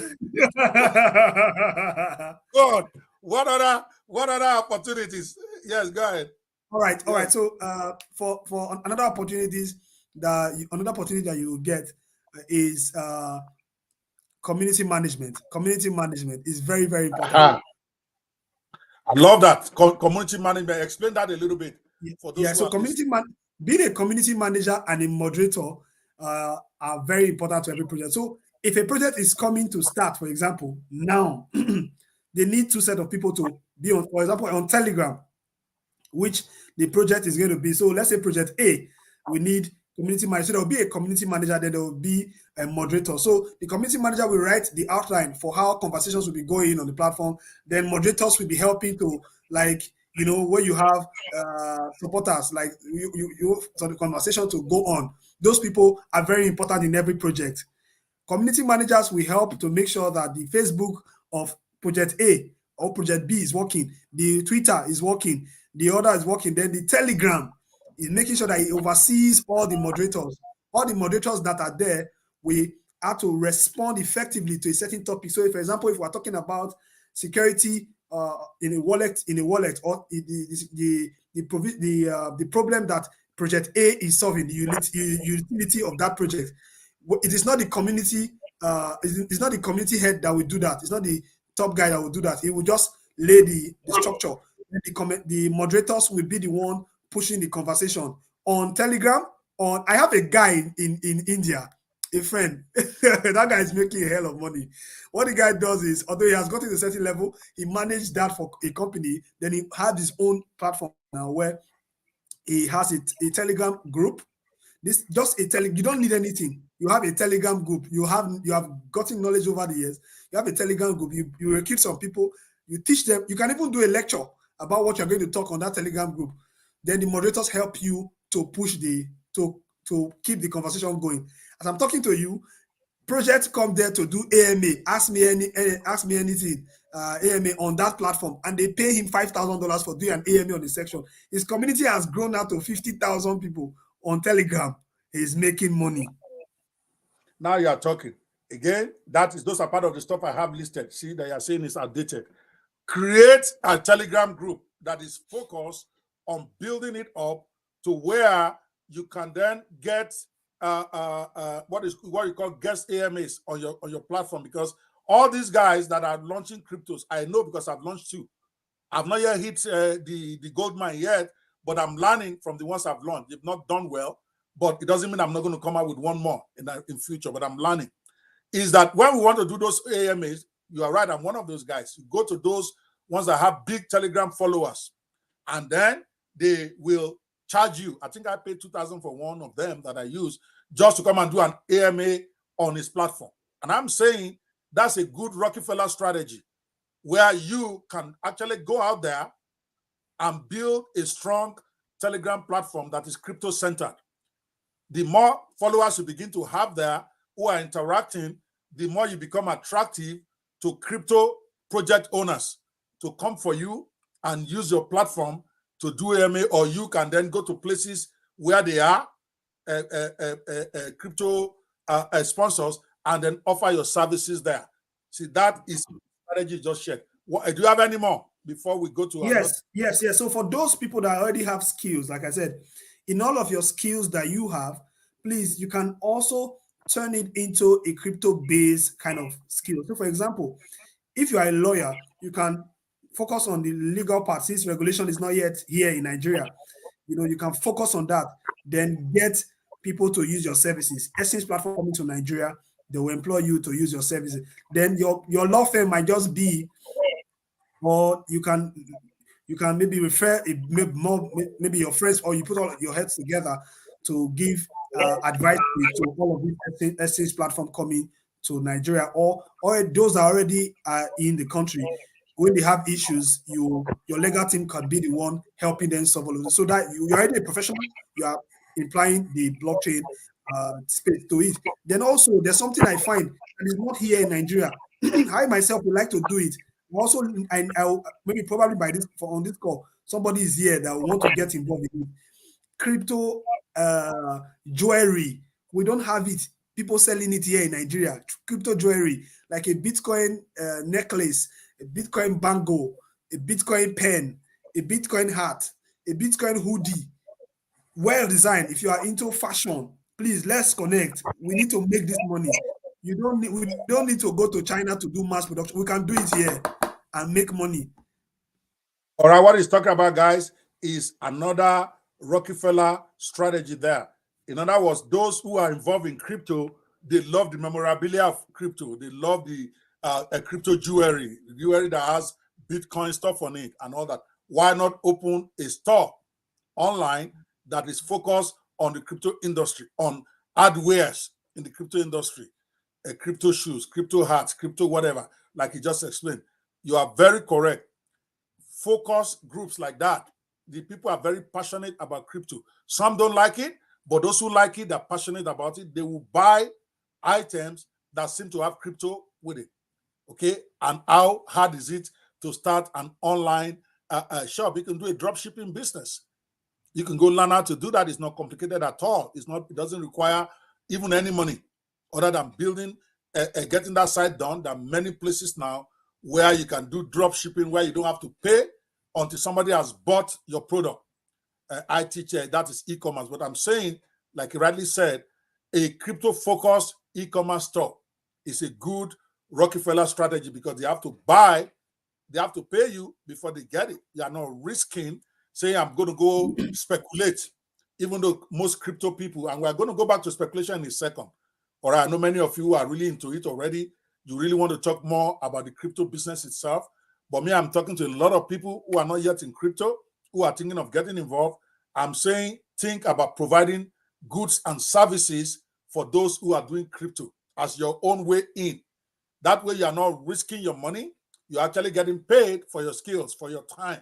And in that process, you begin to learn. And that is discussed at length in my book, The 12 Different Ways You Can Actually Get Involved in Crypto Without Risking Your Money. I'm still waiting for the link so that I can share with you guys. I'm going to give you the book for free. If they don't send it to me before this session is over, because I just thought about it right now. I didn't think of it before, so it's taking time for my guys to create that page for me. I promise you, I will release it sometime later tonight. I still have 2 more guests coming today. In one of them, I will drop the link for you guys who are interested. So just be on it. We have one coming up at 8 p.m. Nigerian time. And I think I have another one coming up at maybe 10 p.m. Nigerian time. But let's keep going. We will revisit this as we go, because for me, this is paramount. You have one more. Yeah, I have one more. So yes, you can write, there's one young man that I'm actually pushing in this industry. He does spoken words on crypto. So you can do that, spoken words. These guys that, yeah, so you can do that and go to shows, crypto events. People, when he comes there, in fact, sometimes I used to bring him on my platform on Think Crypto. He entertains them with spoken words, and he gets some support from people giving him tips and all of those things. And also, yeah, we need musicians that are involved, that can sing Bitcoin crypto songs for us. You know, it's very important. We need to have that's an interesting one. Yeah, I hope. See, that's 2 couple. Then I'll give you a couple more, guys.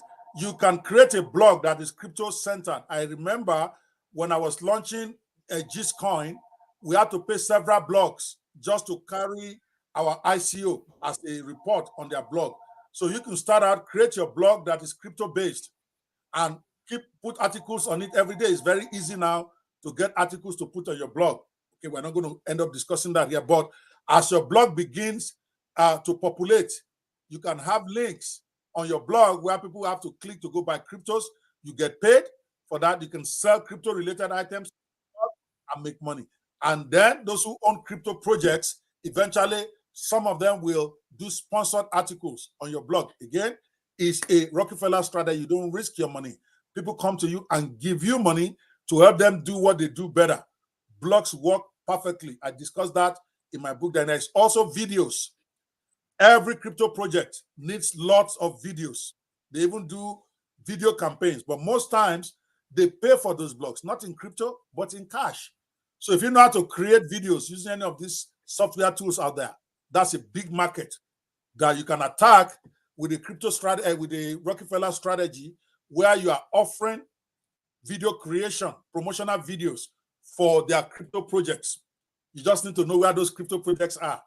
BitcoinTalk.org and so many others. People like Rume will be able to give you that. I'm not a crypto practitioner, but I knew enough that 1 year or so that I engaged with it very, very aggressively. That's another place you make a lot of money. I paid for my own videos.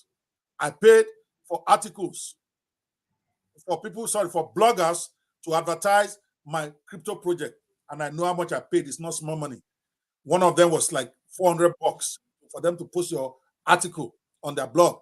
Another one, the cheap one was, I think, $90 just for you to post the article that they're going to give you. You don't even have to write the article. They will write it and give it to you to post as a sponsored blog. So those are areas that you can get involved without risking your money. But let's go to the crypto business itself for the gold diggers who are really digging, or the crypto diggers, because that is what they're expecting. Okay, now let's go here. Okay, a lot of people talk about ICO. Okay, and which is even changing now, because this is our own time. It's ICO we used to use, but you guys are using, what is it? What are you using now? DSO or something like that. That's another word. But what is an ICO for the average guy? And is an investment or a gift to a project with the hope of profiting from your gifts, because some people get confused about this. Go ahead. All right. So when a project is starting out, there are some portion of this project that are given to certain persons. These those that put their money in a particular project early, right? The early investors. So those people actually are regarded. Now you use a word that I'm going to quarrel with, okay? Which is the problem, which I'm expecting to help me solve. When people put their money in an ICO, is it an investment really? What is an ICO? Explain. Initial coin offering. Initial coin Okay, offering. what is that? What? So when you invest, go ahead. When you for example, I think that issue that you're saying now is one of the things happening in the US, where some projects are saying they are not securities, and the authorities are saying that we have to treat you a certain way, right? So, but away from that, when a project is starting, there are certain persons that put money together. Initial coin offering. Those people have a certain portion of that project, right? Before the project is launched on an exchange. So those when you say they have a portion, when you say they have a portion of that project, that's not correct, with all due respect, like my brother will say. They don't. And that is the number one problem. Now we are getting into it. Because I know, as somebody who has launched 2 projects, I don't know if you've launched a crypto project, I've launched 2. And I've learned that, and it's part of the problem in the industry. Let me set everybody straight. Then you can contradict me. When you invest in a project, or I don't even like the word invest, when a project is coming out, okay, people they look, it's a way of funding a project. Now, I'll use a good example. I use it on Clubhouse, got into trouble, they canceled me, they called me a scammer. But let me say it again, just in case you don't know and you want to go put your money in an ICO. When you put your money in an ICO, you do not, read my lips, you do not have any of the project. I don't care what Rume is saying. I'm talking law now. Because the project is different from the ICO. A lot of people don't know that. The ICO is to fund a project. Take, for instance, you want to build a software. You want to build a software. Most times is they have an idea of building a software, other than the meme coins, which we are coming to, even those. Okay, now they are trying to raise money. Imagine that the software is Mobimatic. Okay, just something like that. They want to build that software. Now they are looking for money to fund that project.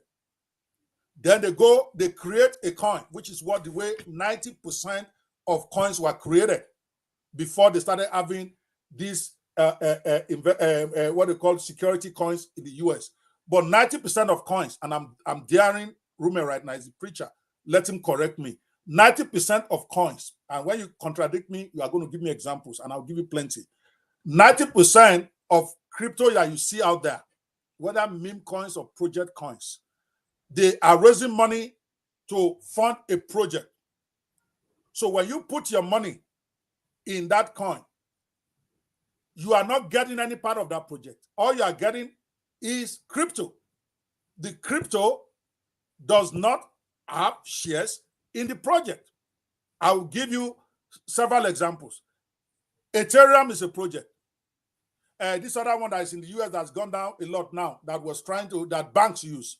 What is it called now? The SRP, Ripple.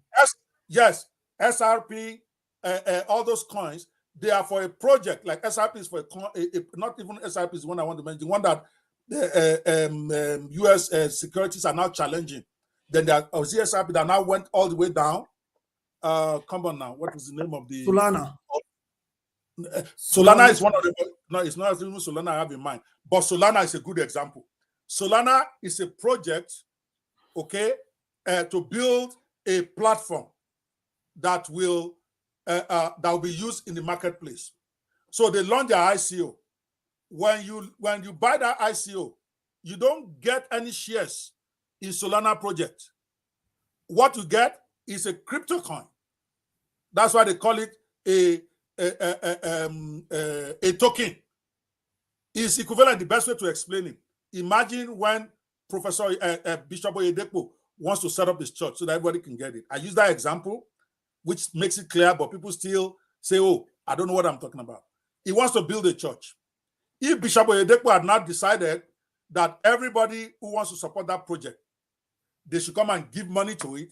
And in exchange, it's going to give them a covenant token. Okay? Now, that token does not own any part of the church. It's not part of the church. You don't get shares in the company. When you invest in Solana, you don't get shares in Solana. You get a token. Meaning it's a gift. It says so on the ICO, on their white paper. Go read every white paper. All of them. Page 2 will tell you putting money in this project does not give you shares in this project. All it gives you is a token which we may then launch on the exchange. And then when we launch it on the exchange, then it becomes something you can exchange among yourselves. A lot of people miss that because 90% of projects have not been launched, Mr. Rume. That's why I think a lot of people think crypto is a scam because they tell you, oh, we want to build this building or we want to build this software. Then you contribute money to help them build that software. Number one, when they build that software, you don't own any part of it. You only own a token that is separate from it. Even when they build it, you don't own any of it. But most times they don't build it. They don't build anything. Out of the thousands of cryptos out there, I would dare any crypto preacher to tell me less than 10% of them have launched their projects even 10 years after they collected people's money. If I'm wrong, give me the stats and tell me the ones that have launched. Few of them ever launched that project. Why? And it's okay. I'm saying this for those of you investing in it.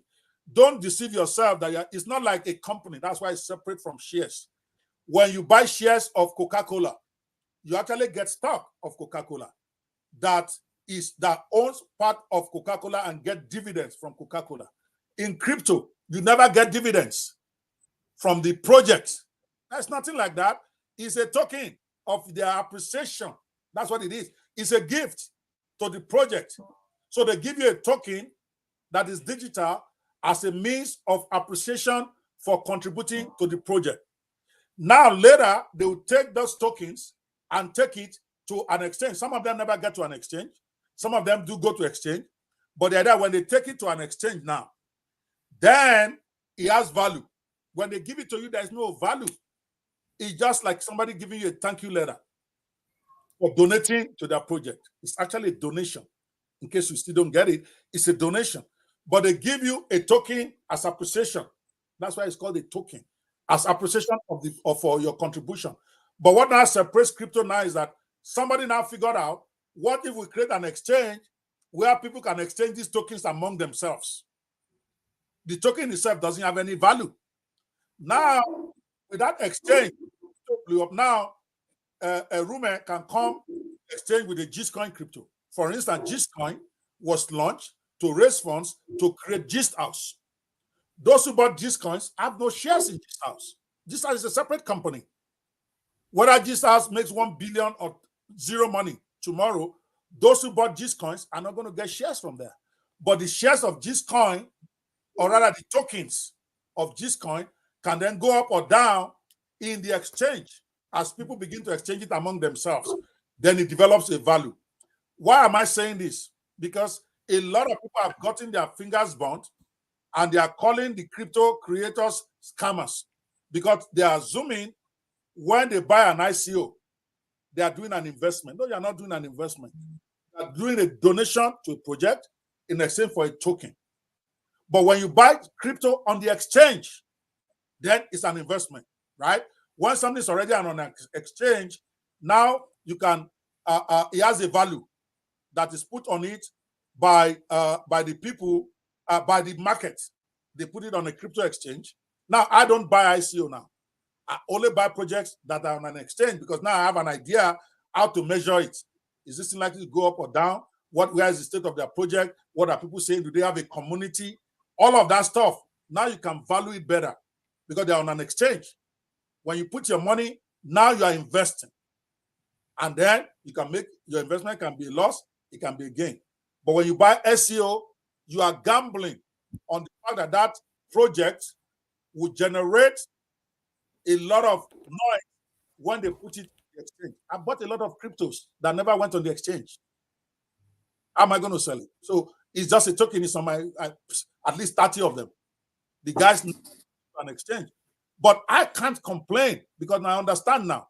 When I buy an ICO, I'm contributing to a project that I'm not going to have shares in. This party got to get everybody. At least that's my understanding. That I'm going to let a Rume come in and tell me I'm talking bullshit, then give you his version. He is operating in it. I'm not now, but I've launched 2 projects and I understand now. And I tell people, when you buy into an ICO, you are literally donating to a project because you don't get shares in that project. You get tokens. Tokens have no value. It's like a letter. Thank you. Now, when I now take that project to an exchange, that letter of thank you can then have a value because then people can be exchanging those letters among themselves. Okay, I want to have 10 letters. I want to have 20 tokens. And then because there's now a demand, price comes in. And then we start exchanging it. Get that. Any coin, even including the meme coins, they are not giving you any project. The guy that did Dogecoin, he just said he just wants to do a rubbish coin. He's not making a shareholder in his company. Doge as a company, a lot of people didn't know that. There's a company behind it. That company owns whatever money you buy as an ICO. But enough of their coins is out there now that you can then use as an investment. And then your investment can be better calculated, knowing that you're investing on the coin, not on the project. Enough said. I hope you guys are clear. But maybe I'm wrong. I'll let the Rume, who is a daily practitioner, maybe this is old school thinking, let him give us the new age thinking about this. Over to you now. I've spoken enough about this. So when you said talk about ICOs, you actually correct. The people buying into ICOs initially they're buying, they are gambling. If you take if you take a case study of what happened in Repo and SEC now, why they are in court, why the US SEC is calling Repo SRP a security, is because in the ICO stage, those people that actually they raised money and they use that money. XRP is the one I was talking about. You are right. XRP. Yeah. Go ahead. Okay. They use that money to finance they said these things are 2 different entities, XRP and Repo. Repo is a different company entirely. But yes, the authorities are now saying that why do you now use money from ICO to now finance the other? Yes, because that's what ICOs are about. That is why it's the only difference. Now you get this. Now you are getting it. Now the problem with XRP was not so much that they used the ICO money to finance their Repo. Was on their white paper. What did they say there? Now, if they have these rules now to try to separate it, which one is a security and which one is not a security, because of this thing we are discussing. Because the average guy who buys this stuff, he has it in his head, is investing in a company. But those who are doing this, they put it in their white paper that Lila is not an investment, is a donation to our project. And I encourage everybody right now, if you have an ICO that you bought, download their white paper, read it. It's right there on page 2 of most. But because they felt it's unfair, and I agree, because a lot of them collect money, they don't launch the project. Why should I put money in your ICO and then I don't own any part of that stuff? Is what America is now saying. That if you are using to raise funds for a project, it's got to be a DS, they call it one name now, where you have to now go through all this, whatever. But go ahead. So, and that's why a lot of people are running away from US. That's why. Yeah. So no, I don't personally, I don't do ICOs. Personally, I don't do ICOs because that's what I wanted you to focus on and tell them. Yeah, right. Yeah, personally, I don't do ICO because it's most of the time you're going to get your hand burned. Most of the times, I've seen a lot of people don't see it. The ICO don't see it. In fact, the worst part of it is that some from bad guys they connive with the company to tell them to do all of this ICO thing, and they'll promise them it will be launched in Binance, launch here, and at the end of the day, they don't see anything. They share the money. You understand? But one thing that is fraudulent that these platforms are doing now, you create an ICO, you tell people to invest in the ICO, that part of the ICO is donated to there's a foundation. So they usually create foundation that it is in support. The ICO is in support of the foundation, and at the end of the day, they do all sorts to raise money to finance their own lives. So ICOs are very risky. Like, they are so risky that you can lose your life. You can lose everything that you have. You're actually correct. I didn't get you well initially. That's where we had that disparity. Okay. ICOs, I can't call an ICO an investment. It's a gamble. Exactly. I wanted people to know that, because many don't know, and then they start complaining later. But go ahead. I hear you. Sorry. Yes, and that's exactly what you are saying. What I'm saying, it's important for us to reclarify that for the audience, because many are not savvy enough to understand that they are gambling. There's nothing for them if they buy into ICO other than hoping, and they should see it like that and not blame anybody later. But go ahead.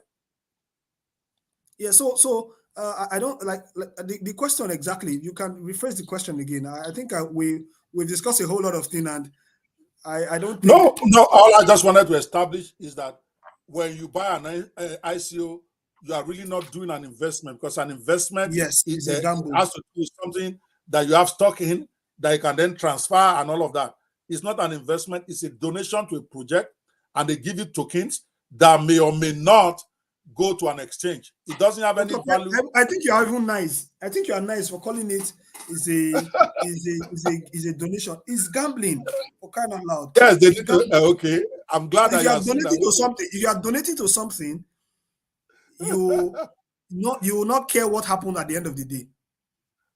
Yes, exactly. But now, Thank you. Yes. Okay, go ahead. You will not care what happened at the end of the day. But now you care because you want a portion of it. That's the point I was coming from for Ethereum, Binance Coin, the BNB. Some of them scale through. So peradventure, there's maybe they get some inner cackles or something. Because if you look at it, some of these successful projects, you may likely, as an average person, even if you have some money, not know when these ICOs will happen. You may not have such information. I don't know of anybody that went to the ICO of Ethereum in Nigeria, BNB, and some other platforms. So it's an internal thing. So they have a way of doing it. So ICO now, in fact, you hardly hear, because in 2016, the ICO bubble actually made a lot of people, wrecked a lot of people. It wrecked a lot of people. And I don't think that is one thing that people, in fact, if you do anything ICO now, those of us that have been in the industry for a while, people just look at you somehow. Like, is this one wanting to steal fresh? You're right. I'm sorry. Go ahead. I keep interrupting you. No. It's okay. I think I was done speaking. Okay.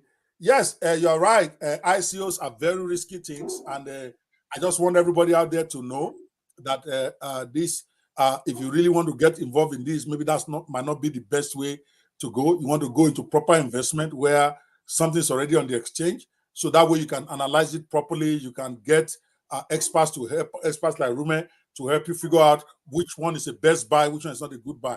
Because when they're already on the exchange, you have data, you have more information about the project than when something is an ICO, when they're just trying to raise money. And that is why America is going out against them from doing ICOs now. They want them to do, what is the new name you guys call it now? They have a new name they call when somebody wants to sell the coin initially. I think there's a D, that's and it's not ICO.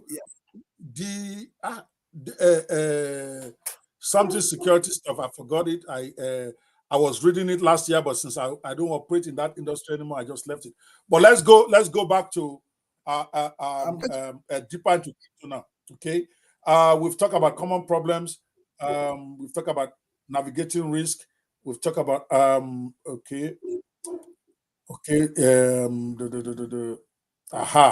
is DeFi I wanted to talk about. We want to talk about the concept of decentralized finance, okay, which is what most of them are using now, and its impact on the crypto industry. Do you care to talk about that? I think what you were trying to say then was IEO's initial exchange offering. Yes. Okay. Is Yes. it Okay. Something like that. But IEO's? is you guys industry? I've left it for you now. After you guys have collected my money. So let's go back. Let's go back to decentralized finance, DeFi. So, Okay. Go ahead. you Yes. know, DeFi is your it's more like the way you have your bank, your traditional finance, which is also called TradFi, but this time is automated. So, for example, I put in 2 Ethereum or 3 BNB on a project. I will be expecting it to do certain activities for me. So it depends on how the platform is designed for either to give me yields over a period of time, or peradventure I borrow. Like there's a platform that one of my friends are building in the US. He's a popular guy on Clubhouse, Savvy DeFi. You borrow, you have certain amount. Normally, when you have certain amount and you borrow, you borrow from it, and you have a collateral, the loan can no longer service the activities that you have actually deployed over, you get liquidated. But in their own case, you don't get liquidated. I don't know how he was able to manage all of those things, but because the fact that they're holding the money that on you, like more like a custody kind of thing, so they give you profit on the side. So it's that profit that keeps the system running. So it's more like designing a full-blown bank. So like I think the question is saying, can you discuss, okay, the concept of DeFi is actually not is banking inside decentralized finance, is banking in the blockchain, right? So in most times they build applications on the Ethereum blockchain. It depends on the blockchain that you're using, either Ethereum blockchain or Solana. People use Solana because it's faster. The transaction, the speed of the transaction is really, really fast. But you know what the technology that Solana has at the end of the day? Solana actually got some bugs at some point. Then Solana is actually a bit linked to Sam Bankman-Fried that has issues with the collapse of FTX. So all of that. So, but the main concept is you can make money with DeFi. You can make money in DeFi, but you have to be very careful because it is an instruction design. You must have, a lot of people here must have heard of smart contract. If you have not heard of it before, is a project design or an instruction given to the system to do. If I'm not doing A, do B. If I do C, do A. Like that. So, but in this case, it is designed to fulfill certain financial instructions. I don't know. I don't know if I'm being too technical here. It's okay. But I try my able, very best to be as basic as. No, that's fine. I realized in the last question that I actually spent too much time talking. That was a bad habit that I promised my viewers I'm going to get away from. You're the guest. I'm going to let you do most of the talking. So let's move to the next question. Let's go to the next questions. What are some warning signs or red flags that investors should watch out for in the crypto market? By the way, audience, as you are watching, if you have questions for him based on what he's explaining, you are not clear and all that, please send the question in. I'm trying to then reduce my own contribution. I'm supposed to be asking the questions, so I'm going to stay with that. So what are some warnings or red flags that investors, now we're talking the investment part of it now, should watch out for in the crypto market? Go. So the investors should watch out the promises that these platforms are giving. Any platform that gives you assurance of 100%, stay away. Like any platform that give you assurance of 100% profit, please run for your dear life. Like run for your dear life. There's no 100%. There might be challenges, Then you also notice that if you observe that the platform has low liquidity, that is the token has low liquidity, you have to also stay away. Then also, if you don't understand those behind the project, you have to know who are behind the project. Sorry, Rume. Again, I don't want to interject too much, but you got to communicate. When you say they have low liquidity, what the heck does that mean? Most people don't know that. try to be explaining some of this stuff. Thank you. Because if I don't, my viewers are going to call me. They know that I like clarity here. NEPA has happened to him again. Oh my God. I'm not going to explain it because some of you are already saying I'm talking too much. So I'm trying to get better. So we'll wait for the guests to come in and share the give answers to the question. I think it's having a light challenge or connection challenge, which is common to many of us who live in Nigeria. But that problem is going to be solved soon. I'm betting on Asiwaju solving that problem. Yeah, he's the one that is there now. We have to pray for him and wish him well, and I think he will. But we are coming. Rume is trying to maybe switch from NEPA to, I don't know. Somebody already said the person that solves the problem of data, of electricity, is going to be a rich man. He's dropped out of the chart.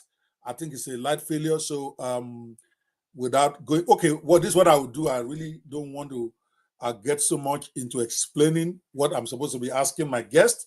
So let me use that opportunity to talk about our event that is starting tomorrow.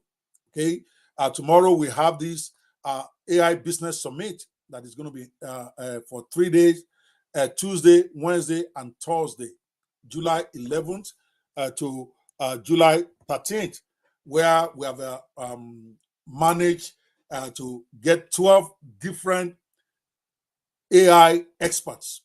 Not only people just train about it, but people who actually practice it. Artificial intelligence technology and ChatGPT to come in and speak to us for 3 full days. It's a full summit, a full conference. Each person is not a Q&A like this. They're going to get their time on stage. They're going to teach for about 60 minutes to 75 minutes on different aspects of AI technology in their own industry. For instance, a guy that is a metaverse expert is going to come in and talk to you about how to apply, how to use metaverse to increase your bottom line and to increase your productivity. So the team is how to monetize and maximize AI for your business for that 3-day summit. Even Rume is going to be coming out tomorrow to Tuesday to Thursday. I can't remember when he's speaking, to teach you about how to increase your bottom line as a participant in the cryptocurrency industry. It will not be a Q&A. They will make presentations for 75 minutes on their own.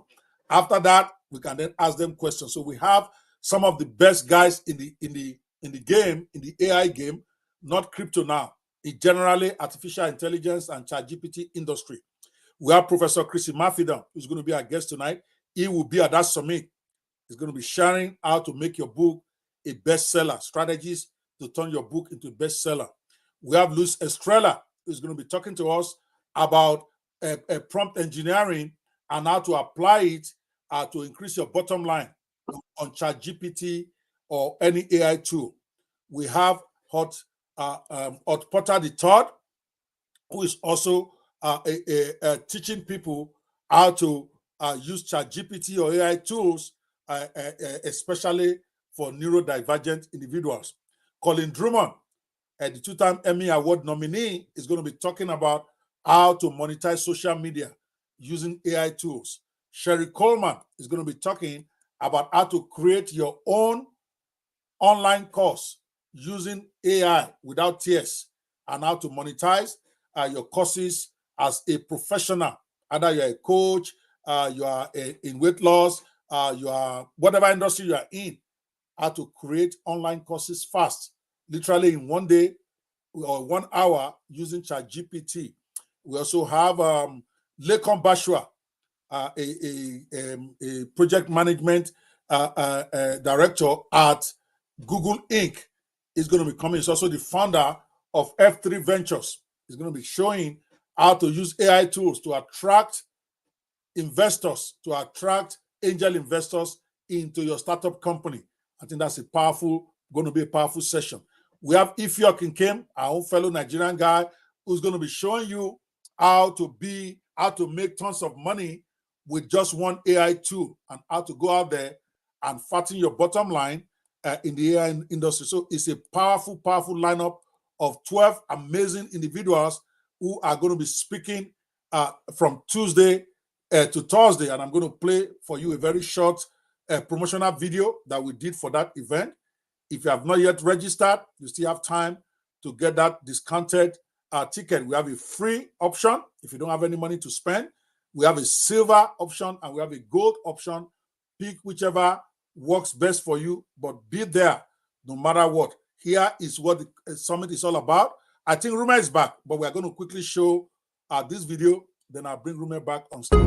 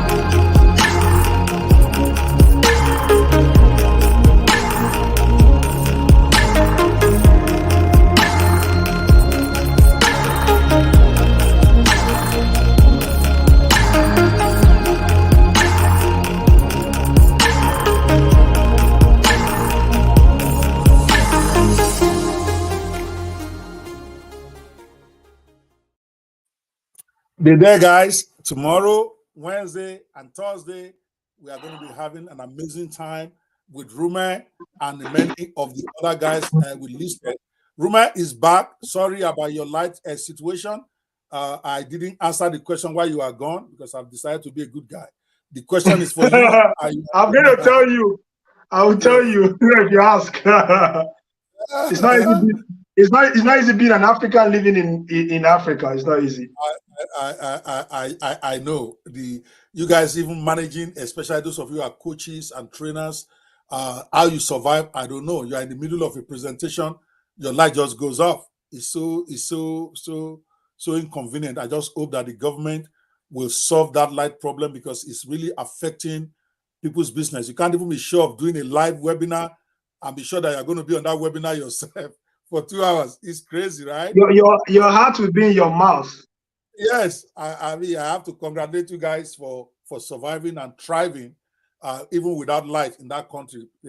We don't recognize you enough for the great work you have to do with very limited resources, but you are doing good, so it's okay. I'm not feeling too sorry for you. I know you are doing very good with it. I just have to forge ahead. No matter what, I forge ahead. All right, good. So let's go back to the question. What are some warning signs or red flags that investors should watch out for in the cryptocurrency market? So initially I spoke about if the platform. I was talking about liquidity. So liquidity is the amount of money the project has. So for example, if you go to CoinMarketCap is a website, www.coinmarketcap.com or www.coingecko.com. You will see the market capitalization of a particular project. I think that of Bitcoin is about 500 billion or thereabout. You see Ethereum 300. You see Cardano. If the liquidity, that is the money that the project is worth, is very small, the chances that project will scale is very slim. Some persons will tell you that you go to lower cap, as lower capitalized, like lower cap coins, to buy them, that they will shoot up. The chances of them shooting down is also very high. So when I talk about the funds that go through that project and the funds that are available, you understand, in and out, so if you don't have good amounts of money being in that, there's no point going there. Then also I actually spoke about those behind the project. You ought to know the names behind the project, the people, what their antecedents are. Then also it's also good that you know the developers around the project. You know, there's one time some years ago, I don't know, Dr. Kwe, if you are aware of one coin, the popular one coin. Then there are people Yeah, lost a lot of money.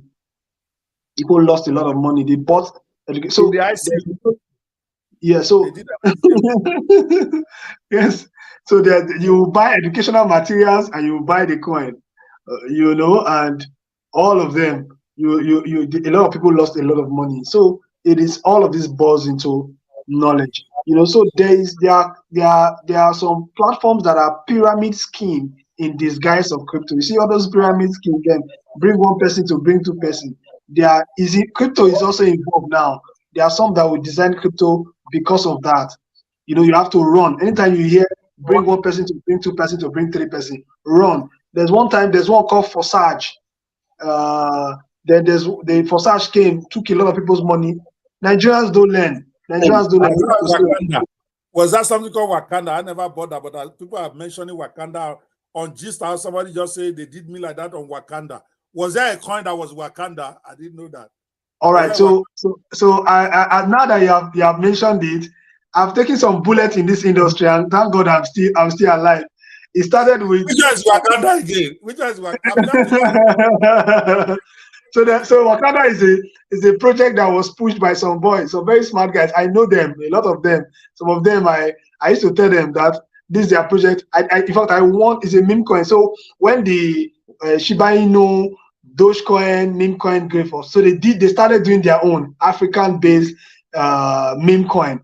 It was not backed by anything at all, but they said they are going to build kind of utility around it for people to be paying for things in Nigeria. But they didn't see the deal light. These guys are the same guys that have done projects in the past that have made people lose money, but they rebranded.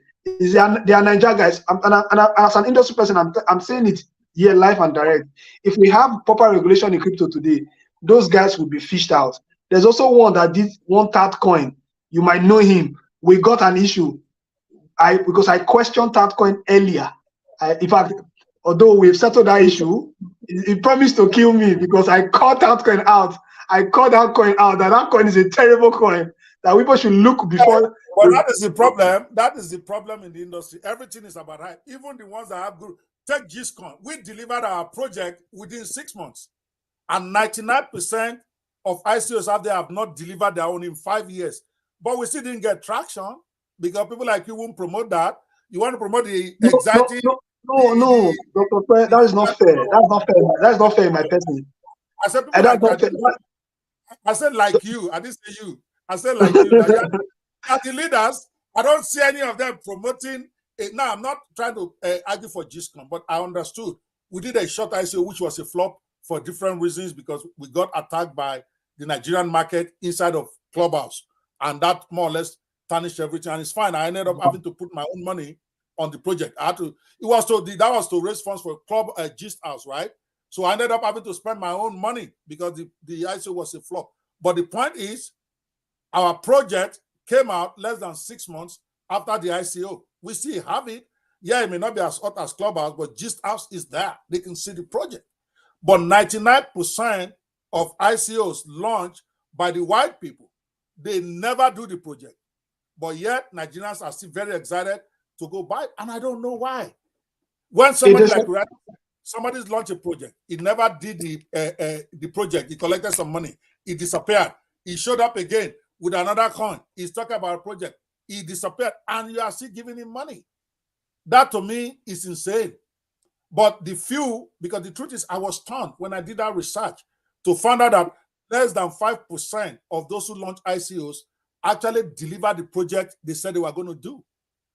Just as it's live, we delivered ours. And I'm like, okay, all these big coins, where are their projects? None. And people don't think about that. The crypto market is a wild market. That's why I'm leaving it for you guys.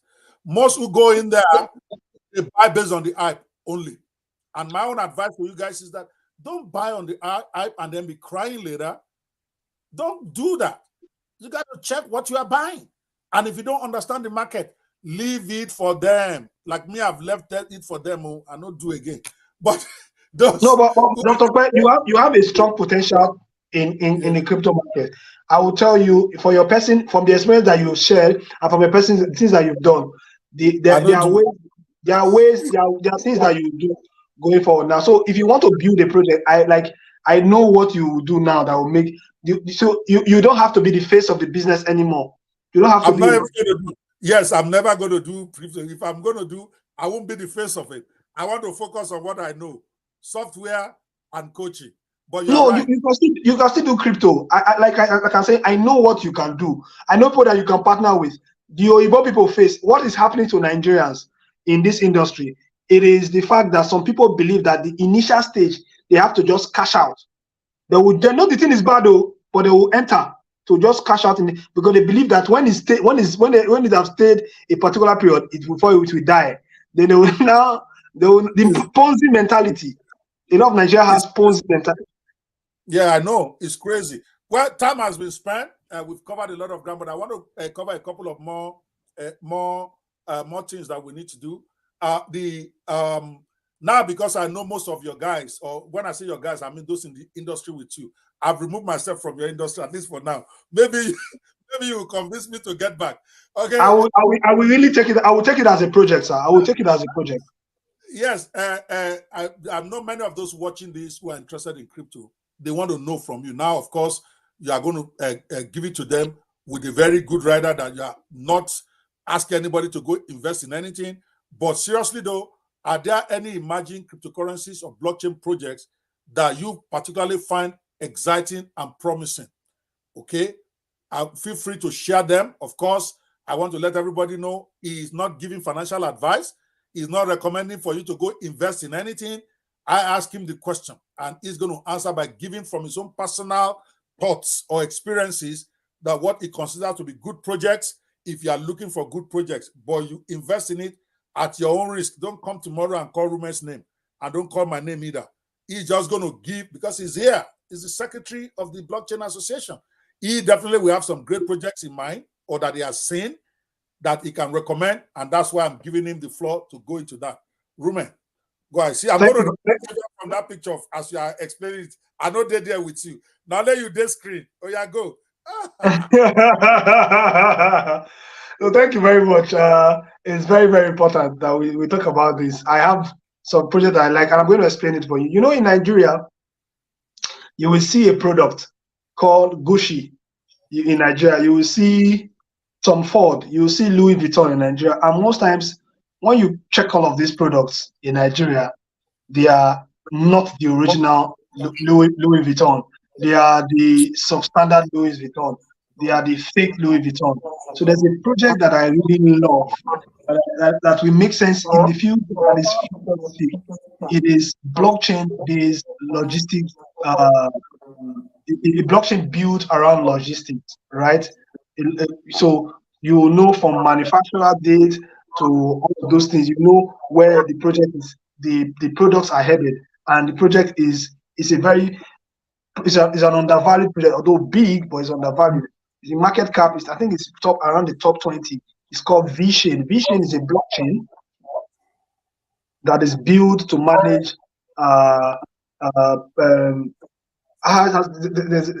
it's more like a logistic kind of thing built around the blockchain. You know, VeChain actually will track. If you're using VeChain as a blockchain project, it will track. There's a particular word I wanted to use, but I don't know. I know before the end of this, I'll remember. It will track from the manufacturer to the user of the product, so that you don't begin to have a fake product. So using VeChain, if you're a designer, if you're a manufacturer, it will keep record for you, rather than, like I said, people have fake products. You see the original product from the manufacturer, because the job of the blockchain is to keep record, and VeChain is to help save, or is designed specifically. The coins are actually listed on Binance, and check it out. And not an investment advice, but it is good that you take a look at things like this that will stand the test of time over the years. I think I think in the past 4 years or so, the 3 years, that project, 4 years or so, that project has been So it's a logistics-based project that sorry, that's the word I wanted to use is supply chain. Supply chain is the word I want to use. Supply chain-based blockchain project. It is very good. Then one other thing I would advise is if you're going to buy as a learner or a newbie, if you're coming to this space, get involved in buying just Bitcoin, because Bitcoin has gone through that stage where you could be thinking of survival. You know, some of these projects, because of regulation, you must have seen what the SEC is talking about, calling some projects securities, and there are some of them are already bleeding. And this is the cleansing stage. After now, some of them, a lot of them will not survive. Some of them did not survive before now. So I'm saying that some of these projects, this supply chain project I just mentioned, it has stood the test of time. Bitcoin is money. Bitcoin has actually also start the test of time. I don't know of any Nigerian project for now, but I know of exchanges and wallet providers from this part of the world. I think it's a conscious thing that we need to do. Maybe Dr. Okwe will help to involve more on education so that our people can gain the skill that can make them build products that are tailored to solving African problems.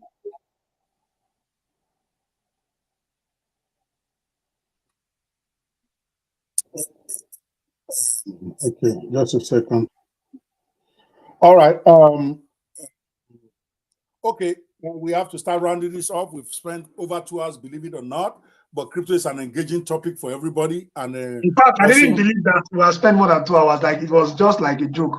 Yes, just like that. You know, when you are discussing crypto, it's like that. So let's take a couple of more questions and then we have to call it because I need people to recharge their phone. I have Professor Chris Imafidon coming up in about an hour and a half, and that I want everybody to be able to come back for that. But you know, Nigeria, if I finish all their data now, they won't be back for that.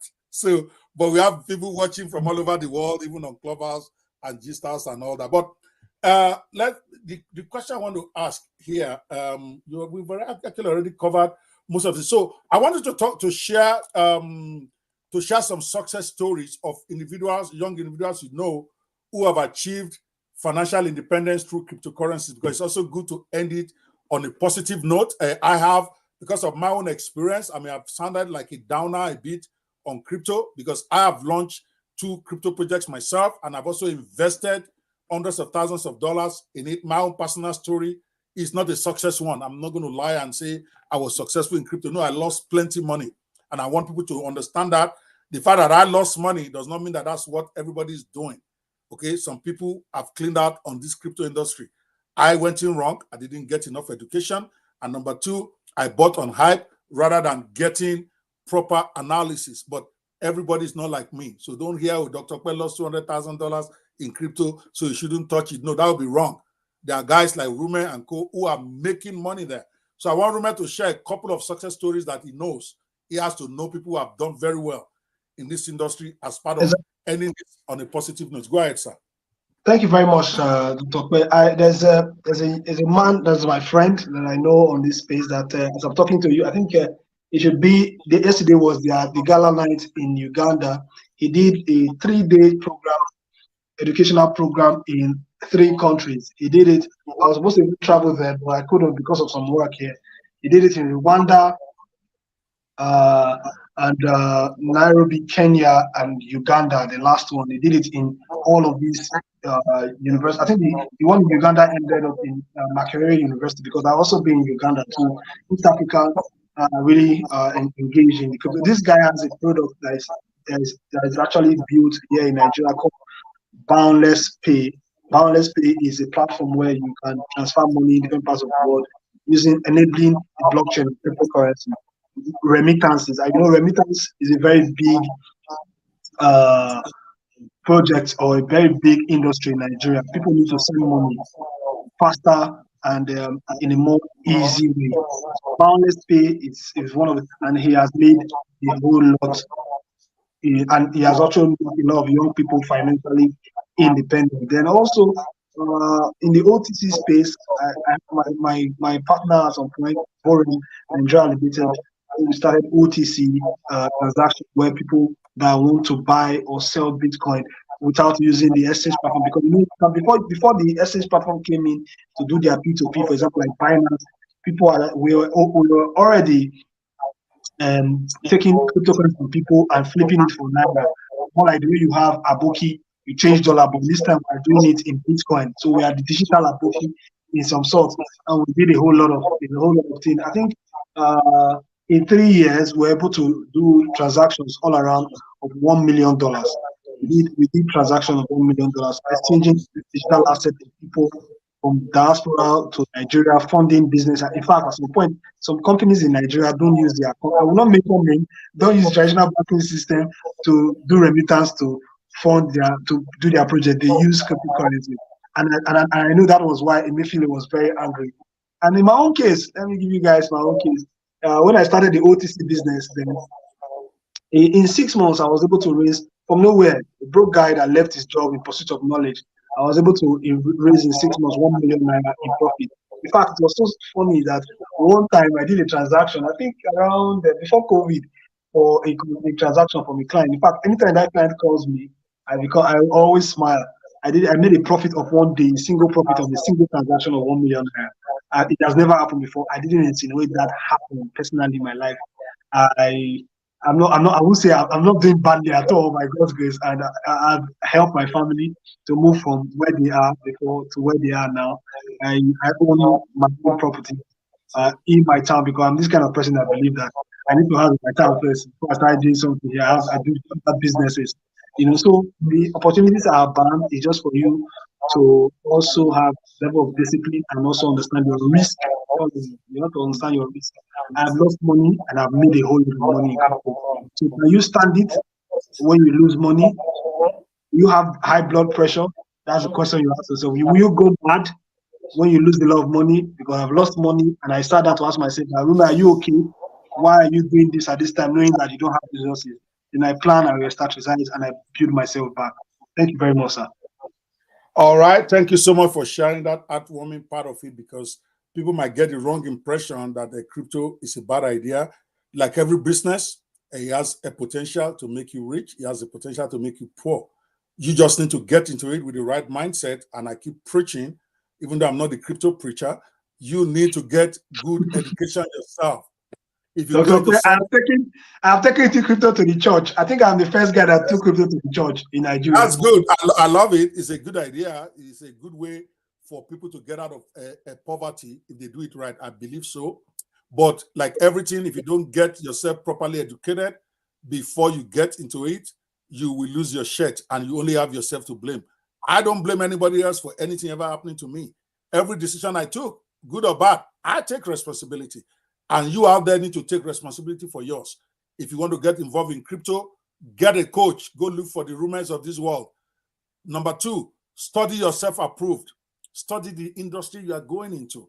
Know when to get in, when to get out. Know all the manipulations going on there. It's one of the worst insider trading business in the world. There's a lot of insider trading going on.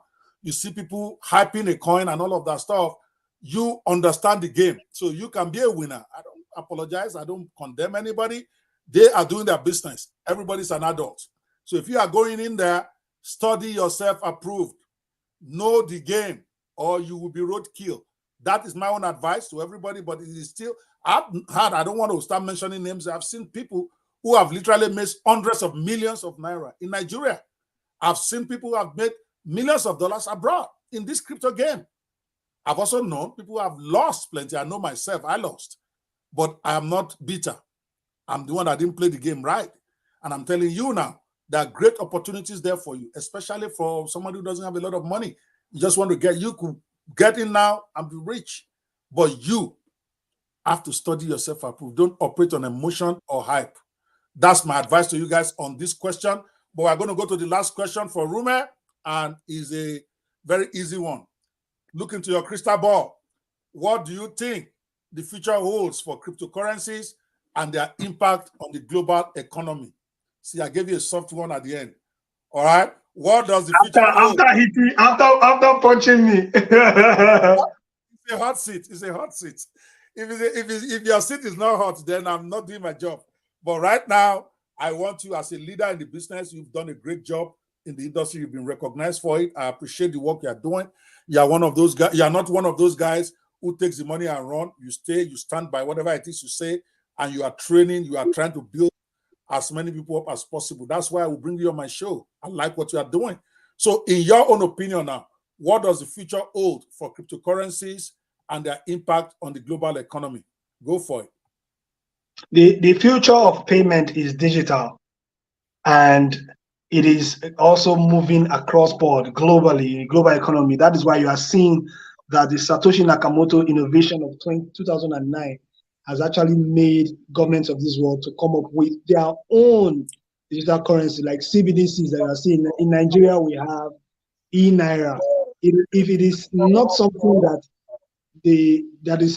has value, they won't take it serious. Even in the US, you must have heard of the Fed coin and a couple of things that are on the borders. The UK trying to come up with their own CBDC. China has the digital yuan, because before now nobody was thinking about it, but you can see from the COVID time to now, things have actually changed. The future, again, of finance is digital. People don't want to do the conventional style thing. Very soon, you have the conventional bank, people going to conventional bank as they used to. So people need to prepare themselves so that they can take advantage of all of that. Like you said, the Rockefeller style, you can also build a platform where people can do transactions using digital assets. But in this case now, it's going to be regulated by government. Thank you very much. All righty. Thank you guys so much. That's it for today, at least for this morning or this afternoon. In another hour and a half, we are going to be having Professor Chris Imafidon, who is going to be coming in to talk to us about everything he's doing. That's the father. I think that Dr. Gbe, I have a question for you. I've been asking me questions since. I have a question for you. So let me ask you a question too. What questions you have for me? I'm here. Go for it. All right. When will you invest in cryptocurrency again? I honestly don't know. I have to be honest with you. They say invest in what you know. Okay. I thought I knew cryptocurrency. The 2 times that in fact, I've invested on both sides. I told you I launched a Nolly coin in 2018 or so, my very first brush. I really didn't know much what I was doing. I agree. That never took off because for some reason I didn't get the support of Nigeria that I had expected, because the coin was supposed to power a special type of video screening for Nollywood, but it never got off the ground. The IC was a colossal failure. I don't hide away from my failures. I don't know. It's probably out of ignorance, not putting enough money. I think it cost me about $50,000 or so to do.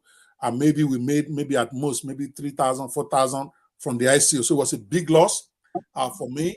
And then recently, when I was going to build a Gist house, the idea was to use Gist coin to raise funds to create Gist house, and also use it as the official currency of the Gist house platform, because I was sure I was going to build that, thinking that, okay, maybe an ICO for it, just like everybody else in the world uses ICO to fund their project. But for some reason, my Nigerian colleagues decided to call me a scammer for using an ICO, even though most people use ICO to fund their projects and they never even see the project.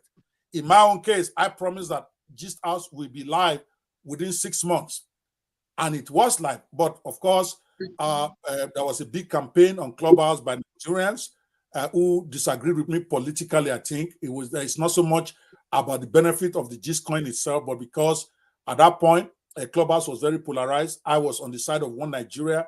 That was the time, 2021, when there was a big thing about Biafra and Oduduwa Nation, and I was for One Nigeria.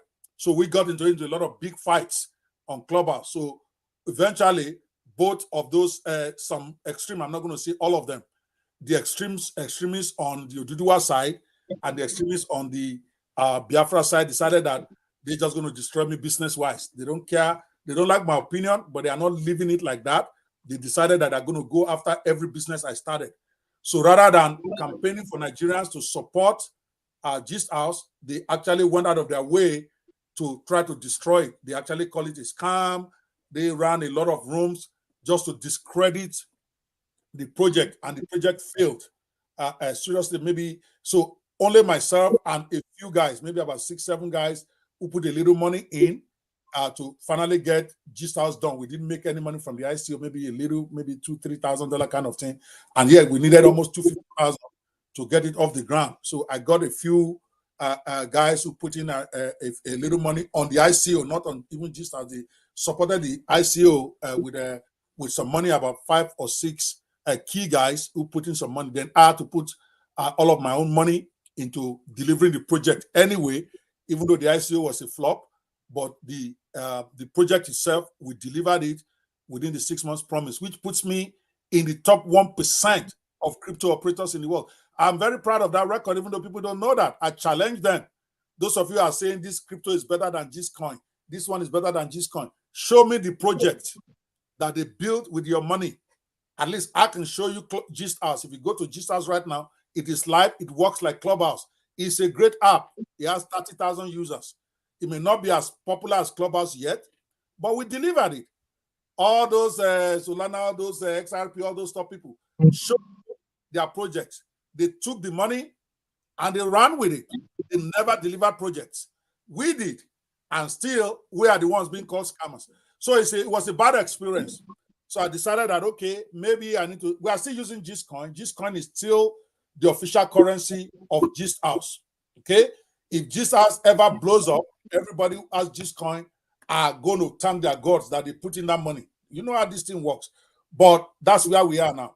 So I now have to tell myself I need to slow down on this crypto thing. It's not my primary area of focus. It's not even my niche. I'm into the software development. Okay, I've been using my own money to build my softwares anyway. I could have used my own money exclusively to do Gist House if I thought that it was going to become messy like this. But it did, and I went and used my money. So asking me where will I invest in crypto again is a tall order.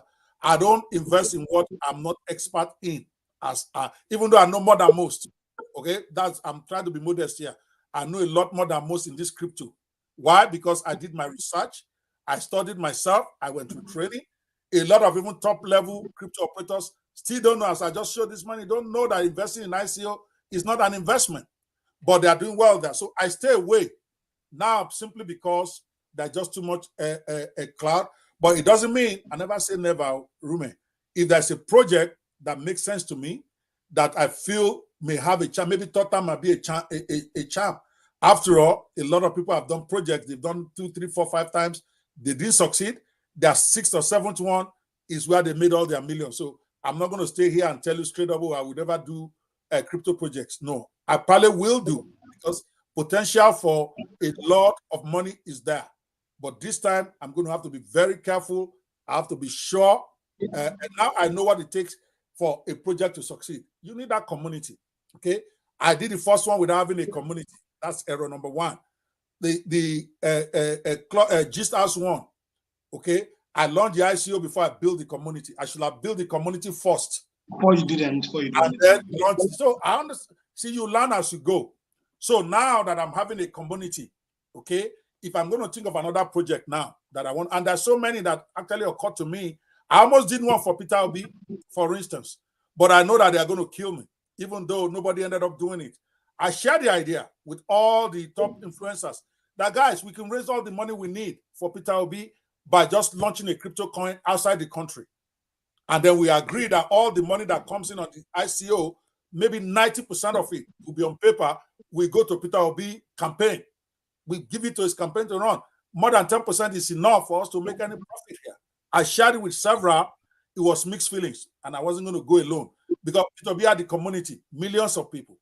Whoever had launched that crypto will probably be a billionaire by now, because that money, that coin will also go up. Remember, the community is there. The coin would have been a hit. Every Peter Obi supporter will have made money, because the thing will have kept going up for a while. Maybe it will have gone down a bit now that Peter Obi didn't win, but that time it would have been a win-win for Peter Obi supporters, the sponsors of the project, and I was so excited about it. But I'm smart enough now. They already suspect me even supporting Peter Obi, that this man wants to cash out.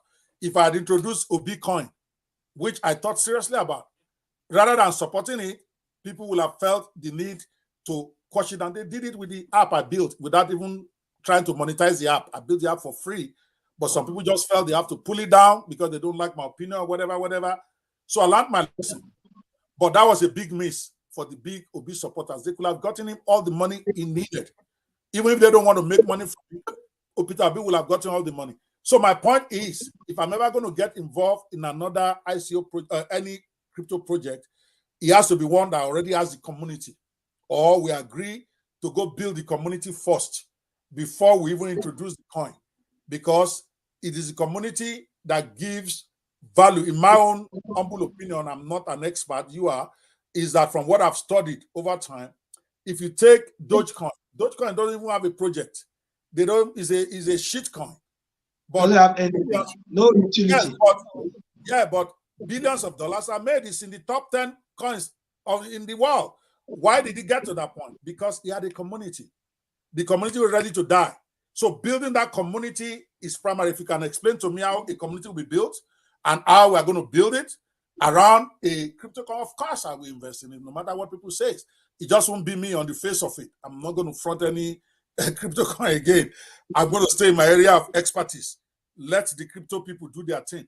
But the potential, I'll end with this. For those of you watching, I'm not down on crypto at all. I think it has a tremendous potential for both project sponsors as well as investors in the industry. The only thing that is lacking is that most people do not have the right education or experience to understand how it really works. I was like that. I know much better than I knew now, because after all, I still have a coin out there. Gcoin is still out there. I'm not giving up on Gcoin. It's still out there. And but every day that is out there, I'm learning more. So you should learn. So let's talk. If you have, we can bandy ideas. And if there's one that I think is viable, in my own opinion, I'll invest. It might even be Gcoin that we might figure out how can we make this thing rock. It's already there. It's already on an exchange. It already has a utility around it. Maybe we want to come up with a fork. Maybe we want to do a whole different coin around it. I don't know. I'm willing to talk, and at least this time with lots of experts who know what they are doing and who have track record. Okay, my first couple of ones, it was just me trying to do the best I know, and it wasn't my industry. So that was the error. With that, we all learn. All right, that's all I have to say about crypto, guys. I hope you guys had fun today with Rume Ophi. Rume has not given us the link for you guys to link up with him, but we will find out. I asked him before we started. He told me somebody is working on it. I still haven't seen it. All right, so that's his fault. I like to promote whoever is on my show. If you had given me a link, I would have promoted him, but his name is easy to find. Rume Ophi. Google it. Search him on Facebook. Search him on Twitter. Follow him. The reason that he is a practitioner. He's a long-term player. He's a secretary to an association that deals with blockchain. So you know he's not going to run. He's going to be there. Those are the people who follow.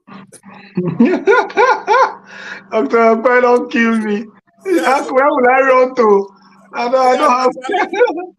I have a digital footprint everywhere. I can't run. Exactly. Those are the kind of people you guys should follow, because they already have a name out there and people know them. They are not going to push something that they don't sincerely believe is good. It doesn't mean everything they push will work. You guys should get that. Nobody knows the future. Nobody knows what will work. But more than likely, they won't push a dummy on you, knowing that if it goes down, you are going to be looking for them anyway, whether it's their project or not.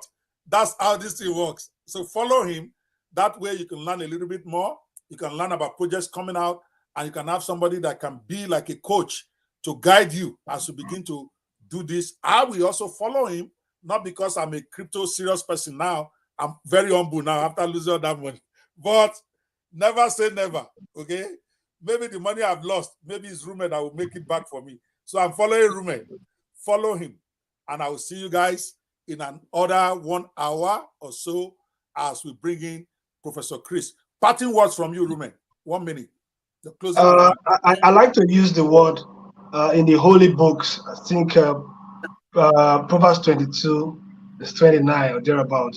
I say, seest thou a man be diligent in his work, you will stand before kings and not me men. I started as nothing, and I still have a lot to achieve. It is possible that any young person that is interested in the skill, you put in the work, you will get by God's grace. All righty, put in the work, and you will get the rewards. There's no other way to end this show than to say that nothing happens until you happen. It's what the word says, right? Whatever you lose on earth will be loosed in heaven. Whatever you bind on earth will be bound in heaven. What that meant is that if you don't lose anything on earth, there's nothing heaven can do. Heaven is waiting for you.